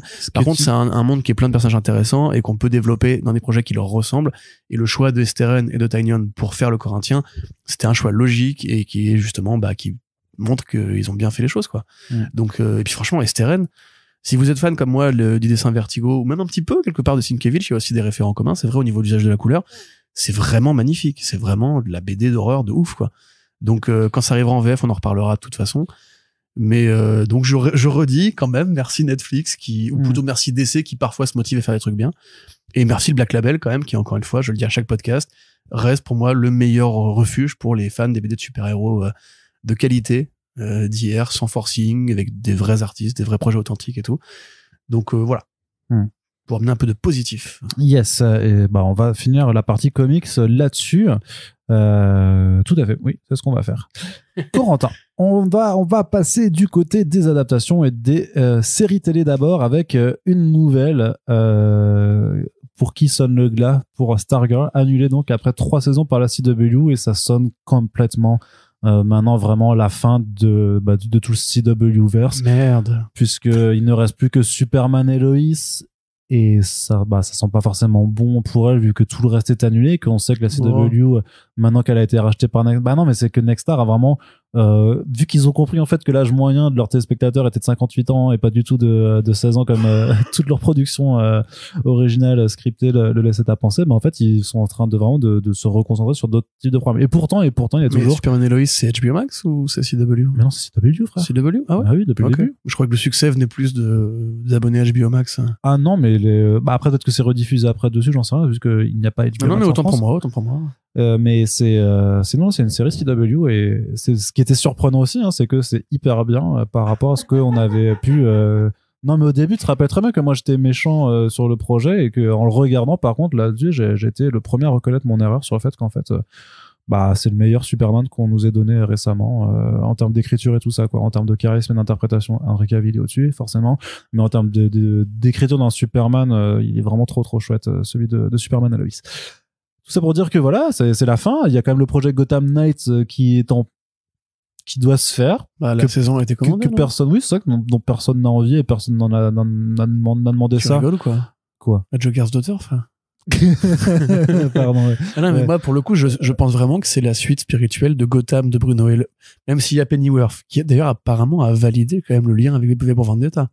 Mais non. Je crois. Il me semble. En tout cas, Wikipédia, sur V pour Vendetta, Wikipédia, c'est indiqué maintenant. Donc, Mais non, mais il y a juste le masque de Ray Fox qui apparaît dedans, c'est tout. On s'en bat. Ray Fox, ouais. Le fameux scénariste Ray Pardon, Fox qui a Guy fait Fawkes. la conspiration des poudres en 1600. Je suis trop fort, Ray Fox, vraiment. Gotham à Midnight. Et ça, en plus, incroyable. C'est un bon scénariste, Ray Fox. Ouais, c'est vrai, il a un peu disparu, mais. Ouais. Mais donc, oui, techniquement, la série pour ma Gotham Knights, ça sera une série B, mais paradisiaque, quoi. Tu t'allumes Tu un crois? Dolby devant, t'es bien. Mais ça a l'air tellement Je sais nul, pas. gros. C'est tellement le cliché de la CW, 2 points, la CW, que. Ouais, c'est ça. CW Origins The C'est ça. Beginning. J'espère qu'il nous restera justement ça pour se consoler de ces années qu'on a passées dans leur projet. Donc Peu voilà, mais étrange. ça sonne la fin a priori quand même du CW-verse. Mais Stargirl aussi qui était plutôt bien accueilli et qui n'est pas parfaite, mais fait quand même partie des séries qui étaient à l'instar de Titans, dans les dernières productions ou Doom Patrol, qui sont quand même les Berlanti productions qui relevaient le niveau quand même par rapport C'est un peu con en plus d'annuler Stargirl pile quand la Justice Society se présente au grand public avec le film Black Adam, quoi. Enfin, c'est là au qu'il faut plus grand faire des public réseaux de parce que correspondance, tu techniquement vois. ça fait déjà 2 ans qu'elle était dans Stargirl justement. Parce qu'Aldis Hodge, il a déjà fait des trucs à la CW, non? Ou alors attends, Peut-être? Non, je ne sais pas. je Parce que sais. toi, t'aurais pu imaginer le ramener pour un petit multivers de JSA ou. Ah ouais, non, attends, le truc avec Bah, c'est les Ezra logiques, Miller, tu sais, c'était- on est dans le monde post-No Way Home, hein, tu vois. Oui, c'est sûr. Le multivers est partout. Mais Voilà, et puis c'est un argument de vente qui a l'air de coller, donc ça aurait été peut-être le moment de faire des synergies, quoi. bah, mais, oui. Alors oui, ça. Encore que je trouve que c'est une mode, donc ça va finir par passer quand même, tu vois. Je pense pas que ça va continuer. J'espère qu'ils veulent pas le faire durer pendant encore toute la décennie, parce que ça saoulait un petit peu à un moment. Bah, si on peut avoir un All-Star Superman en forme de Man of Steel 2, ou plutôt l'inverse, un Man of Steel 2 en forme de All-Star Superman, moi je veux bien que la mode dure jusque-là. Après, c'est vrai que la plupart des interprètes de Superman sont morts aujourd'hui, et que ceux qui restent sont pas forcément les plus intéressants. Mais remarque, si, Brandon Routh et Henry Cavill, ça pourrait être marrant pour se rappeler qu'en fait c'était pas mieux avant. Mais bisous Brandon, le film était sympa, hein, c'est pas grave. Mais sinon, ouais, non, moi la fin de la série, enfin la fin de l'univers CW, si on peut parler de ça.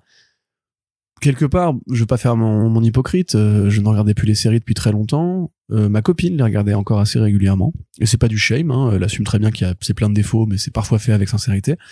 Et il y a un côté carton-pâte et souvent assez absurde qui lui plaît, comme à beaucoup de gens d'ailleurs. Et ce qu'on peut se dire aussi, c'est peut-être que la saison 9 de The Flash, qui sera la dernière, sera un peu le grand baroud d'honneur de cet univers, cette façon de faire des séries télé. On sait que Javicia Leslie, a priori, va peut-être revenir dans le rôle de Batwoman pour une sorte de dernière apparition posthume, on va dire, dans le sens où la série a été annulée. Peut-être qu'ils vont se servir de ce petit canal-là pour faire revenir tout et tout le monde et faire une sorte, parce que c'est un peu leur technique, là, CW, quand même, même quand c'est annulé, hop, on passe à une autre série télé, on reprend le personnage, on le met là.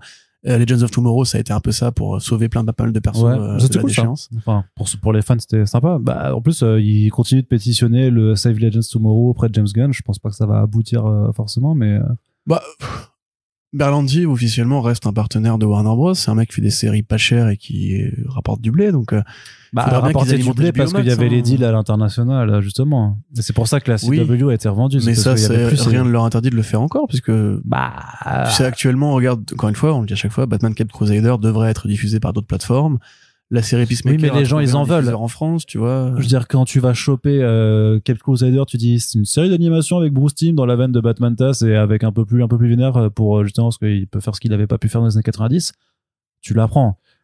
Quand t'as le même vendeur chez toi qui fait bonjour, j'ai Gotham Knights, c'est un projet avec les fils des super vilains et le fils de Bruce Wayne dont t'as jamais entendu parler, voilà, le fils adoptif dont t'as jamais entendu parler, qui se réunissent pour être les chevaliers de Gotham dans une. Non, attention. Il y a Harper Row.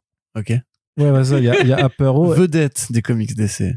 Mais attends, cultissime. D'ailleurs, on n'en parle pas, mais ils font intervenir aussi Lincoln March dedans, genre. Ah oui, c'est putain. Ouais, le faux frère de Bruce Wayne dans la cour des hiboux. Donc ils vont faire la cour des hiboux aussi, je pense. Ce sera un chèque à Snyder. Hein. Mais... non, techniquement, en plus, Allman est antérieur à la cour des hiboux. Mais est-ce qu'il s'appelait déjà Lincoln March? Je ne sais pas. Mais c'est une autre version, c'est Allman vraiment dans. C'est pas. Tout le monde se fout de la cour des hiboux, j'ai l'impression en ce moment. Bah, en fait, non, mais ça me fait marrer parce que. Gotham Knights, le jeu vidéo. Oui. Non, mais parce que Warner Bros. Non, mais c'est ouf parce que ça part.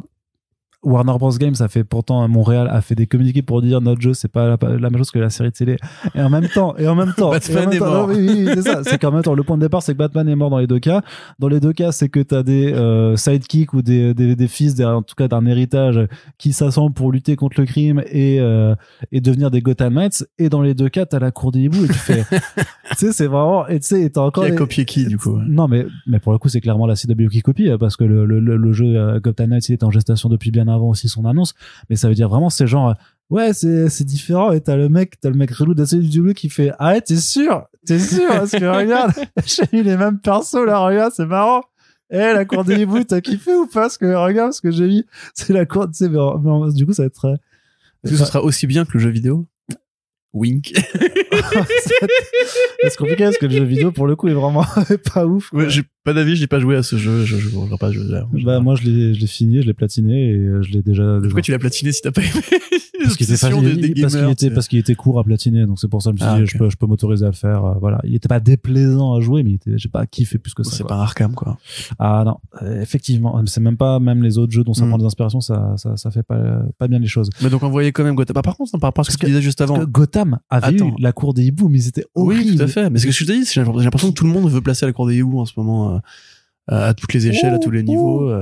Je serais pas étonné qu'on l'ait dans The Batman 2. Ce serait étonnant qu'il y ait encore un truc de secret, famille, les origines de Gotham et tout comme on a déjà eu dans le 1. Sachant que le 1 en plus reprenait des idées d'un autre jeu vidéo, donc ce serait bien si on arrêtait en l'occurrence, les synergies qui sont un peu répétitives. Mais, par rapport à ce que tu disais avec le vendeur et tout, Netflix a bien acheté à prix d'or les droits de Arrow, de Flash. Ça leur a des abonnés. Ah, peut-être qu'il y a des plateformes en France. Je sais pas, peut-être que Salto voudra des abonnés. Je sais rien, tu vois. Ils travaillent déjà avec Warner Bros pour la suite de Sex and the City. Donc, moi, je sais pas, moi, ça me paraît très curieux quand même que cette façon de faire qui, encore une fois, ce que je veux dire est un peu bizarre, mais a prouvé qu'elle fonctionnait.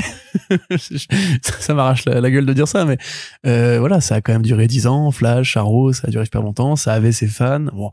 Et c'était pas des milliards, je pense, mais tout le monde a regardé ces séries. Vous qui nous écoutez, vous avez sûrement au moins regardé une saison ou deux, voire 3 ou 4, voire 5 ou 6. Et le fait est qu'ils ont anticipé beaucoup de choses, comme justement le retour d'acteurs vedettes du passé ou d'actrices vedettes du passé pour reprendre leur rôle. C'était encore une fois la CW qui l'a fait avant Marvel Studios, avant Sony Pictures.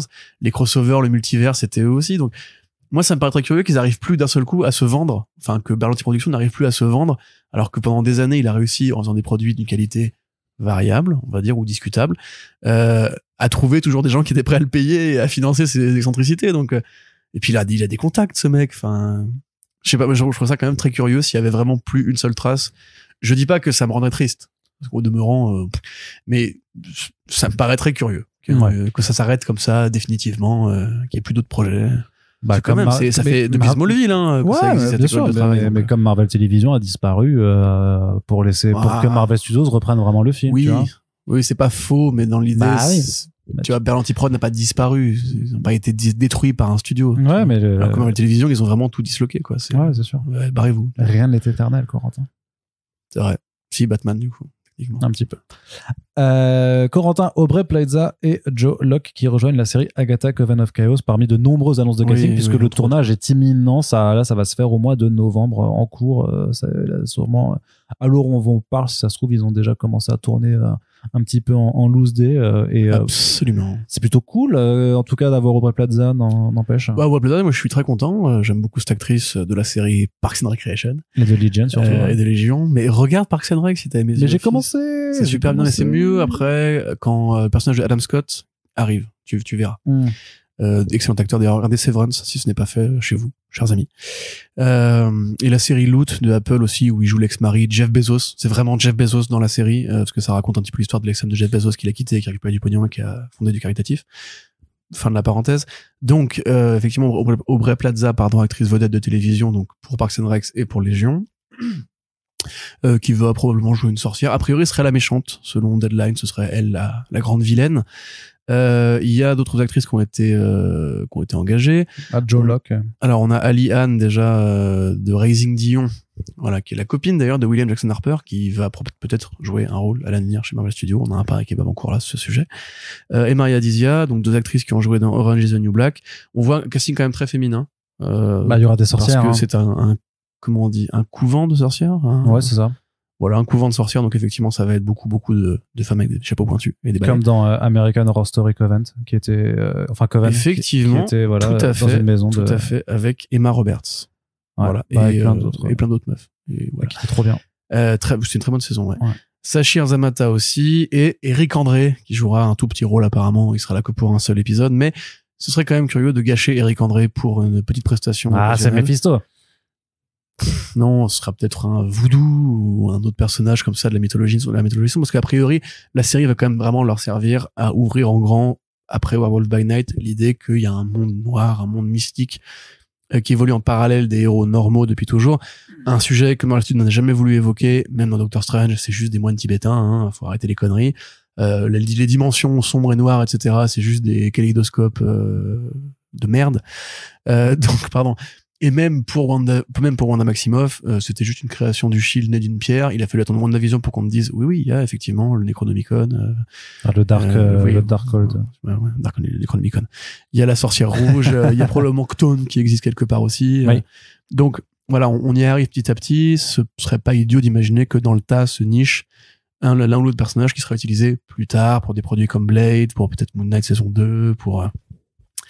Et voilà, donc la fameuse rumeur qui voulait que Sacha Baron Cohen joue Mephisto dans la série Ironheart, qui est pas revenue en fait très souvent depuis, donc je pense que c'était une connerie. Soit non, mais que c'est Marvel parce que joue des fausses pistes, soit que en fait c'est parce que vu que tu sais que t'as je sais plus quel acteur qui joue le méchant The Hood et que The Hood c'est un personnage qui est capable de maîtriser la magie et que vraiment la série Ironheart doit vraiment faire quelque chose du style technologie contre magie. C'est pour ça que c'est pas si débile en fait que Mephisto soit présent au final, mais voilà. Ouais, mais on verra bien. Mais en tout cas, voilà, ça reste un casting plutôt correct. Hein, c'est des noms sympas. Moi, j'avoue, j'ai pas vu Earthstopper. Enfin, j'ai pas vu la série dans laquelle joue Joe Locke, qui apparemment est basée sur des comics jeunesse aussi. C'est du webtoon, même, webtoon, je crois. Voilà. Et donc là, bon, la rumeur voulait que, vu qu'il a vraiment le physique de Wiccan, et que c'est un spin-off de WandaVision qui ne pourra pas parler il que ressemble de vraiment à l'acteur. Hein, il ressemble à l'acteur qui jouait justement Billy. Voilà, donc effectivement, c'est pas impossible qu'on ait à terme une Children's Crusade ou des Young Avengers qui partiraient aussi un peu de là. De toute façon, ça c'est clairement une série qui va être utilitaire, je pense, parce que personne ne s'intéresse à Agatha Harkness, qui était un personnage sympathique dans la série WandaVision, mais qui est pas un, comment dirais-je, qui est pas une rockstar, quoi. Enfin, tu vois, c'est pas tu peux pas faire tenir toute une série sur juste les pérégrinations d'une sorcière dans un couvent à la Marvel. Donc à mon avis, ça va servir vraiment à introduire des idées, des concepts qu'on retrouvera beaucoup plus tard. Une sorte de série un peu pivot pour, voilà, encore une fois... Barnard ? Oui. Pour ouvrir la porte de l'univers sombre. Et déjà, ça c'est bien. Plaza et Anne qui avaient joué ensemble dans Parks and Recreation.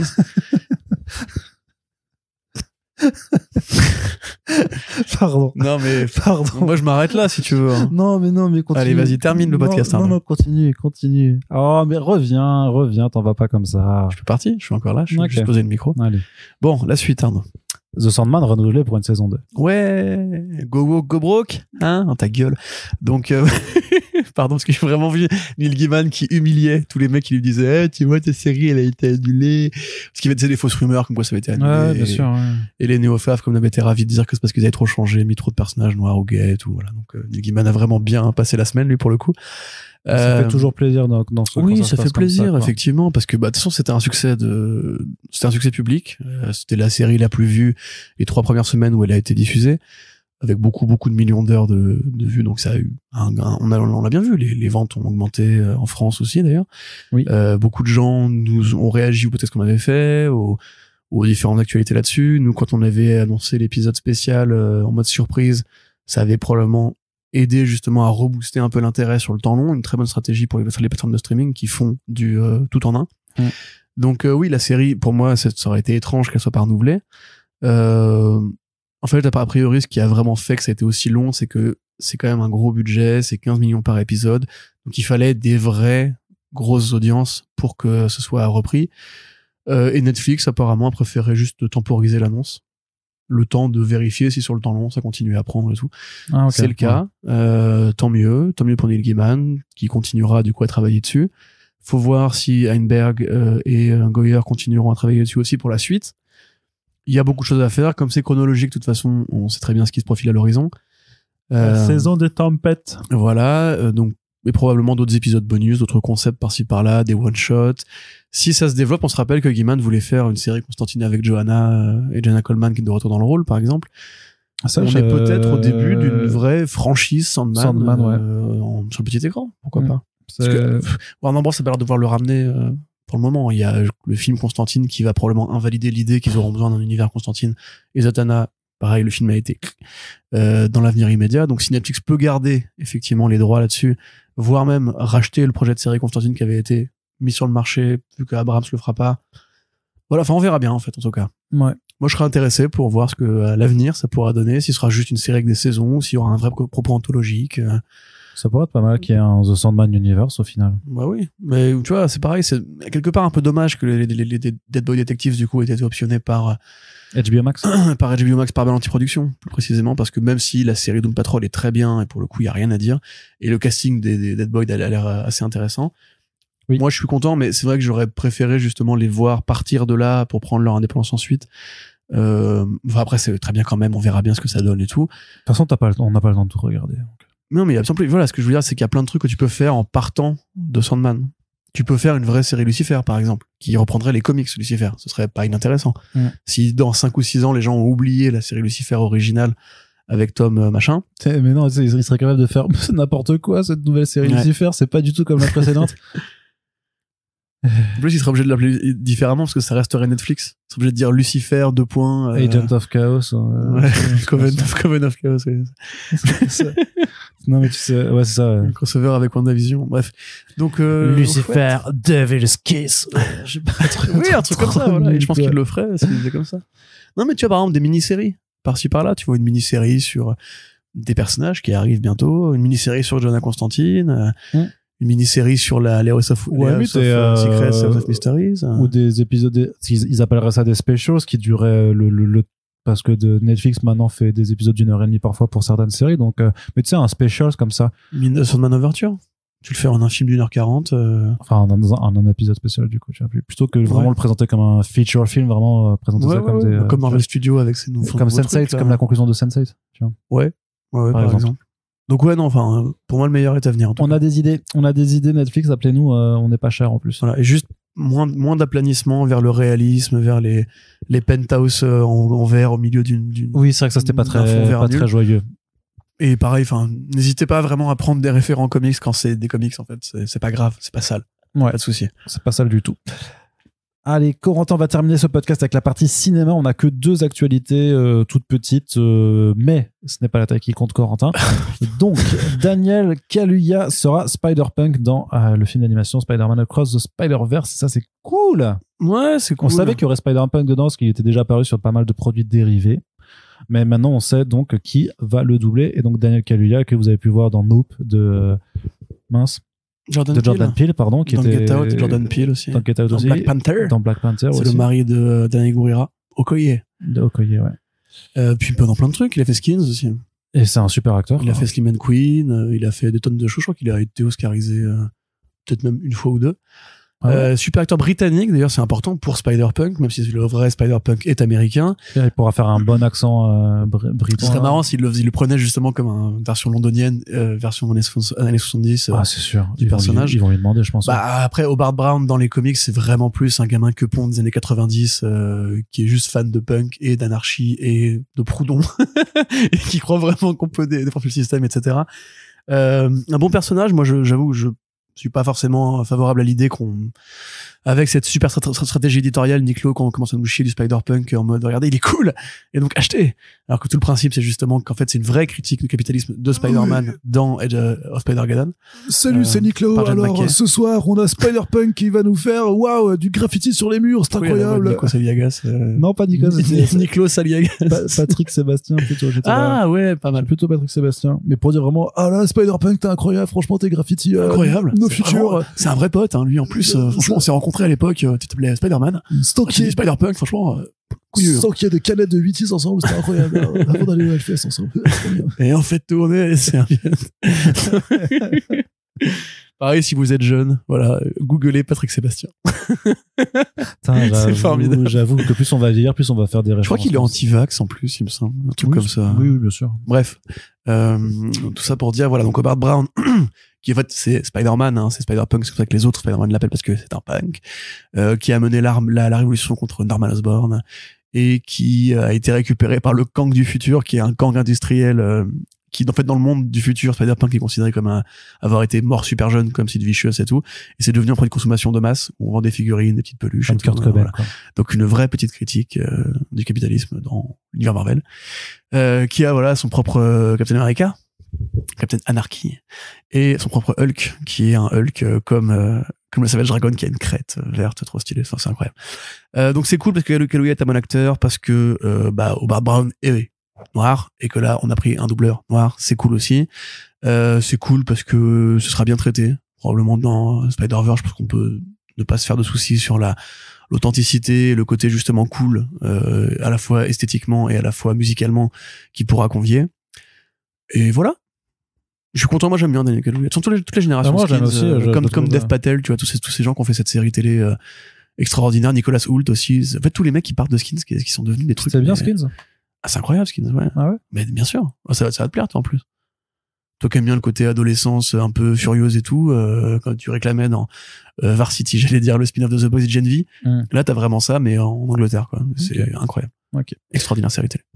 Ok, très bien. Et donc, on va terminer avec la dernière annonce, à prendre techniquement avec des pincettes, parce que ça vient de Jeff Snyder. Mais Jeff Snyder, donc, c'est un reporter qui a notamment écrit pour Collider, /film et tout ça, qui, en fait, a rapporté, c'est le seul scooper que je me permets de relayer récemment, parce que vraiment, il a tapé juste à chaque fois sur ces derniers, justement, sur ces déclarations qu'il fait notamment dans ses émissions, dans son propre podcast.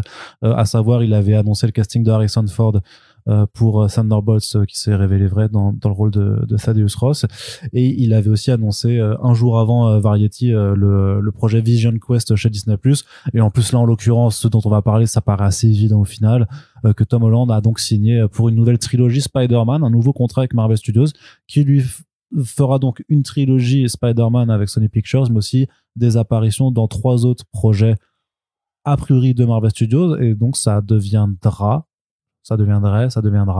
à voir encore, l'acteur qui aura le plus, mais en fait ça l'est déjà de toute façon techniquement, l'acteur qui a le plus de fois incarné Spider-Man en live action, puisque avec les Avengers, Civil War, Infinity War, Civil War et Endgame, en fait il est loin devant les autres. De toute façon t'as aucun acteur à part non, enfin t'es 3 maximum en fait à chaque fois, donc même 4 maintenant pour les 2 autres. Il y a beaucoup de gens qui ont dit j'espère qu'il sera dans Daredevil Born Again, mais apparemment ce contrat concerne que le cinéma et pas la. Non mais justement. C'est l'univers Daredevil tranquille maintenant. Non mais il y aura a priori justement ça ne concerne que le cinéma et pas les productions Disney+. Bah si, sauf qu'il y a quand même le cartoon Spider-Man ou. Oui mais ça. Manière, là. Oui mais c'est pas une. Là on parle d'apparition live action. J'ai bien compris mais. Bon, t'es content toi du coup? Pas plus que ça. J'ai pas grand chose à. On savait qu'il y aurait une nouvelle trilogie dans la mesure où No Way Home est un soft reboot en fait, qui va justement stripper enfin Peter Parker de l'ombre écrasante de Iron Man, qui va qui servent d'origin story, puisqu'on nous refait le coup de l'oncle qui est une tante décédée qui dit avant de mourir les grands pouvoirs, les grandes responsabilités, qui a redécouvert le sens de l'homme araignée en se confrontant à ses doubles du multivers, et qui va devoir conquérir MJ, puisque techniquement ils sont ensemble depuis le dernier film. Or Spider-Man qui est en couple, on sait que dans tous les univers du monde on n'aime pas, il faut revenir en arrière et faire des gommages de mémoire pour qu'après ils se remettent à se draguer, à se perdre de vue, puis à se retrouver, etc. C'est un peu le plus long slow burn de l'histoire de la culture moderne en général. Donc oui, en fait, maintenant que John Watts n'est plus dans le tableau et qu'on a moyen de faire une vraie feuille blanche, donc de repartir à zéro pour de vrai, et limite de considérer que ce qu'il y a avant avant le prochain, ce ne serait pas canonique ou pas utile à la nouvelle trilogie, moi ça m'irait. Si on peut virer Ganke, ça me va encore mieux. Si on peut virer Happy Hogan, j'applaudis des deux mains. Je commence vraiment d'en avoir marre. J'aime beaucoup Jon Favreau, c'est un mec mais vraiment très sympathique, mais son utilisation vraiment en mode tonton un peu pathétique qui veut draguer, enfin caguer, c'est horrible quoi, enfin. Et je limite voilà que la franchise, maintenant qu'elle a prouvé qu'elle n'avait pas forcément besoin de Marvel Studios en un sens, on va dire, enfin maintenant que Sony a vraiment fait son putain de 1,9 milliard, peut-être pourra s'approprier davantage le personnage, ce qui est pas forcément une bonne chose, hein, je dis pas, mais un truc qui soit plus concentré, voilà, qui soit moins Marvel Studios, qui soit moins les costumes tech, etc. Et tout l'humour. Ce serait bien si ça pouvait vraiment rester même dans sa poche d'univers, mais après ce sera pas le cas parce que le personnage devra forcément intervenir a priori dans les 2 Avengers et un 3e film qui sera je ne sais pas lequel, mais après c'est ça les projets. J'espère en tout cas que les 3 autres apparitions, si c'est bien ça, ne concernent pas un horrible projet que de Sony, parce que là techniquement il a quel âge dans l'univers Marvel là, Peter Parker? Chez Apple, il doit avoir bien, il a passé le bac dans le dernier. Ouais, il a la vingtaine, non? Il rentrait à la fac, il doit avoir 19 ans, ouais. En plus ils te font le coup comme à la fin de Amazing Spider-Man 1 ou 2, je ne sais plus, du temps qui passe devant la tombe. Donc ouais, non, moi en fait je suis un peu triste parce que Tom Holland c'est un bon acteur, au demeurant il était vraiment prometteur ce garçon au début. J'ai vraiment pas envie de le voir en fait passer encore 7-8 ans à faire le même rôle quoi. Bah pourtant ce qui ça peut être bien parce que il aura toujours la même gueule de gamin donc bah il va finir par vieillir quand même. Et puis c'est plus facile de vieillir les acteurs que de les faire, enfin oui. que maintenant aujourd'hui tu peux tout faire. Mais ça, moi je trouve que c'est intéressant parce que tu pourrais avoir un nouveau Hugh Jackman en fait qui incarnerait pour un life story de Peter Parker, t'imagines, ça peut être intéressant. Ouais, dans ce sens-là, effectivement, c'est pas inintéressant, mais de le faire après, moi, se marierait avec Mary Jane. Tu vois, des fois, c'est pas désagréable. Ils font le Spider-Man des Abrams avec le fils et tout ça. Non, mais là, l'idée, c'est clairement qu'ils vont faire Miles Morales en image réelle à terme. On te présenter l'oncle Aaron, donc il n'est pas le proleur, mais qui est Childish Gambino dans le premier. Il te dit bien qu'il a un neveu. Kevin Feige, très clairement, va pousser pour ça. Parce que de toute façon l'idée d'avoir Miles maintenant qu'on aura eu Spider-Verse et prouver que c'est le meilleur personnage pour prendre la suite de Peter, ils vont le faire, c'est logique. Il y aura les deux parce qu'il y aura un film Spider-Man du coup. Il y aura Spider-Man 3 mais tu vois, mais il y aura un Spider-Man. Mais arrête de m'engueuler. Je t'engueule pas, mais c'est évident. La cash machine, mon frère. Est-ce qu'ils vont assumer, par exemple, de faire crever Peter Parker comme dans Ultimate? Non, parce qu'ils vont faire Spider-Man. Non, mais Spider-Man, il est mort, le Spider-Man Ultimate. Non, mais oui, je sais bien, mais tu vois Spider-Man, c'est le multivers, justement. Mais je sais, mais ils vont faire la rencontre, ils vont faire un film Spider-Man sans faire la mort du Peter Parker de l'Ultimate, mais juste pour avoir le film de team-up entre Peter Parker et Miles Morales. Ils peuvent le faire après avoir lancé la saga de Miles Morales. En même temps, ouais. Tu vois. Mais ça me paraît être le limite le point de mire le plus logique en fait. Oui, non, mais je te dis pas le contraire. Le cash point. C'est juste moi, la question c'est comment tu finis cette putain de trilogie. Est-ce que tu, enfin, t'acceptes de buter le putain de Peter Parker et qu'on nous foute la paix? Mais non. Ben, pourquoi pas? C'est juste que mais non, mais tu le fais. Tu lui fais sa seconde trilogie. À la fin, il va élever des chèvres dans le Larzac avec Mary Jane. Avec ouais, exactement. Il va élever des chèvres dans le Poitou. Et oui, n'importe quoi. C'est juste qu'on s'en branle en fait. C'est que ces aventures continuent, mais c'est juste qu'après le focus va être sur Miles Morales et que à la fin de la saga Miles Morales, paf, tu fais Spider-Man et bim, le cash, la thune, les roubignoles en or et tout ça. Quand même un petit détail, c'est qu'en fait c'est un film Sony Pictures. Et que Madame Web arrive et que il y aura des Spider-Woman qui vont être introduites dans Madame Web et que ils vont finir par faire leur crossover à la con. Mais non. C'est sûr. Mais non. Mec. Tu vois, la Gwen Stacy qui arrive, campée par notre ami de Euphoria, là, c'est Sydney Sweeney. encore que je commence à me poser la question, Non, parce je suis que pas sûr les du images de tout. tournage, en fait, pointent vers un truc qui a l'air beaucoup plus classique et moins ambitieux que ce qu'on pensait, en fait. Oui, bien sûr. Ça ressemble vraiment à juste l'adaptation Bah, en fait, c'est du Sony, comics quoi. où Cassandra Webb crève et donne les pouvoirs à Julia Carpenter. voilà, Julia Carpenter, où il y a Anya Corazon et tout. En fait, ça va vraiment être ça, je pense. Et limite, ça se trouve, Sydney Sweeney va juste être la meilleure copine de l'héroïne en mode Sista, tu vois. Enfin, mais pareil pour Tahar Rahim, qui serait peut-être Ezekiel, ou alors Mais une version un peu- l'un des inhéritors. Oh, ça a l'air nul, putain. Donc, je vais mourir, j'ai pas envie de voir ce film du tout. Donc, bon, pour le constat global, j'aimerais bien que Tom Holland fasse autre chose de sa vie et de sa Mais carrière. il fait plein d'autres choses. Épouse Zendaya, frère. T'as de la chance, tu sais. Ou alors qu'en fait, on passe très vite à Miles Morales et que franchement, on a eu combien de films Spider-Man, quoi. Ouais, je sais. Force, ça devient. En plus, les deux premiers sont pas vraiment des films Spider-Man, c'est plus des films Iron Man Jr. Le troisième est tellement Spider-Man que du coup, bah, il en devient un peu bête dans son fanservice. Moi, j'ai encore pas eu un film qui me dise Tom Holland, c'est le nouveau Spider-Man. Pour moi, je suis resté vraiment Keblo à c'est Andrew Garfield, le Spider-Man canonique dans ma tête, tu vois. Et ça me fait chier parce que j'aime bien Spider-Man au demeurant. Limite, j'attends plus la série Freshman Year, en fait, tu vois, qui a l'air justement plus arachnéenne vraiment. On te prend tous les vilains, un truc global et tout. Là, du coup, j'ai envie d'avoir un Spider-Man de cinéma qui arrive, mais je suis déjà rincé, en fait, de la trilogie qu'on vient de vivre. Donc ça m'emmerde un peu. Donc on verra bien. Peut-être que le meilleur est à venir. Peut-être que Marvel Studios va prendre un grand réalisateur, une grande réalisatrice pour faire le film. Peut-être qu'en fait, il va revenir, notre ami Sam Raimi. Non. Non, ils vont. Je le dis, mais je n'y crois pas. Comment il s'appelle le pote de Ryan Reynolds là, qui fait tous ces films de merde Sean Levy. Ouais. Il va faire... En plus, probablement un jour, il fera un Marvel. Hein. Enfin, il va faire techniquement Deadpool 3, mais 3 déjà. un Marvel Studio canonique. Mais c'est comme Rome Collet-Serra ou tous ces acteurs en fait qui sont juste des prête-noms pour les acteurs producteurs qui font tous leurs films, tu vois. Ouais. Il en a d'autres en plus. Pareil, Dwayne Johnson en a d'autres et Ryan il en a d'autres aussi. Ils ont leur rame de petits fantassins. Vas-y, filme-moi comme ça, s'il te plaît. Le mec met son nom sur la copie, quoi, c'est tout. C'est ça.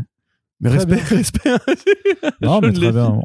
On ne pourra que être content d'avoir de se tromper. Parce que par John Watts, c'était ça aussi. Hein. Si les films sont bons.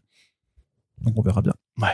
Allez, Corentin, on va se quitter sur ces entrefaits avec la conclusion de cette émission. On espère que ça vous a plu. N'hésitez pas à le dire si c'est le cas. C'est comme avec les artistes, voilà, il faut dire les choses autant que les choses existent. Et donc, vous pouvez soutenir surtout le podcast sur les réseaux sociaux. Et comme on le disait en début de podcast, on a une page Tipeee ouverte également pour nous faire voir l'avenir avec sérénité, du moins plus que celle de Twitter et d'Elon Musk. En tout cas, on vous remercie de nous avoir écoutés. On vous kiffe, on vous fait des bisous et on vous dit à très bientôt sur le podcast. Salut! Il y a Polo qui dit au revoir. Salut!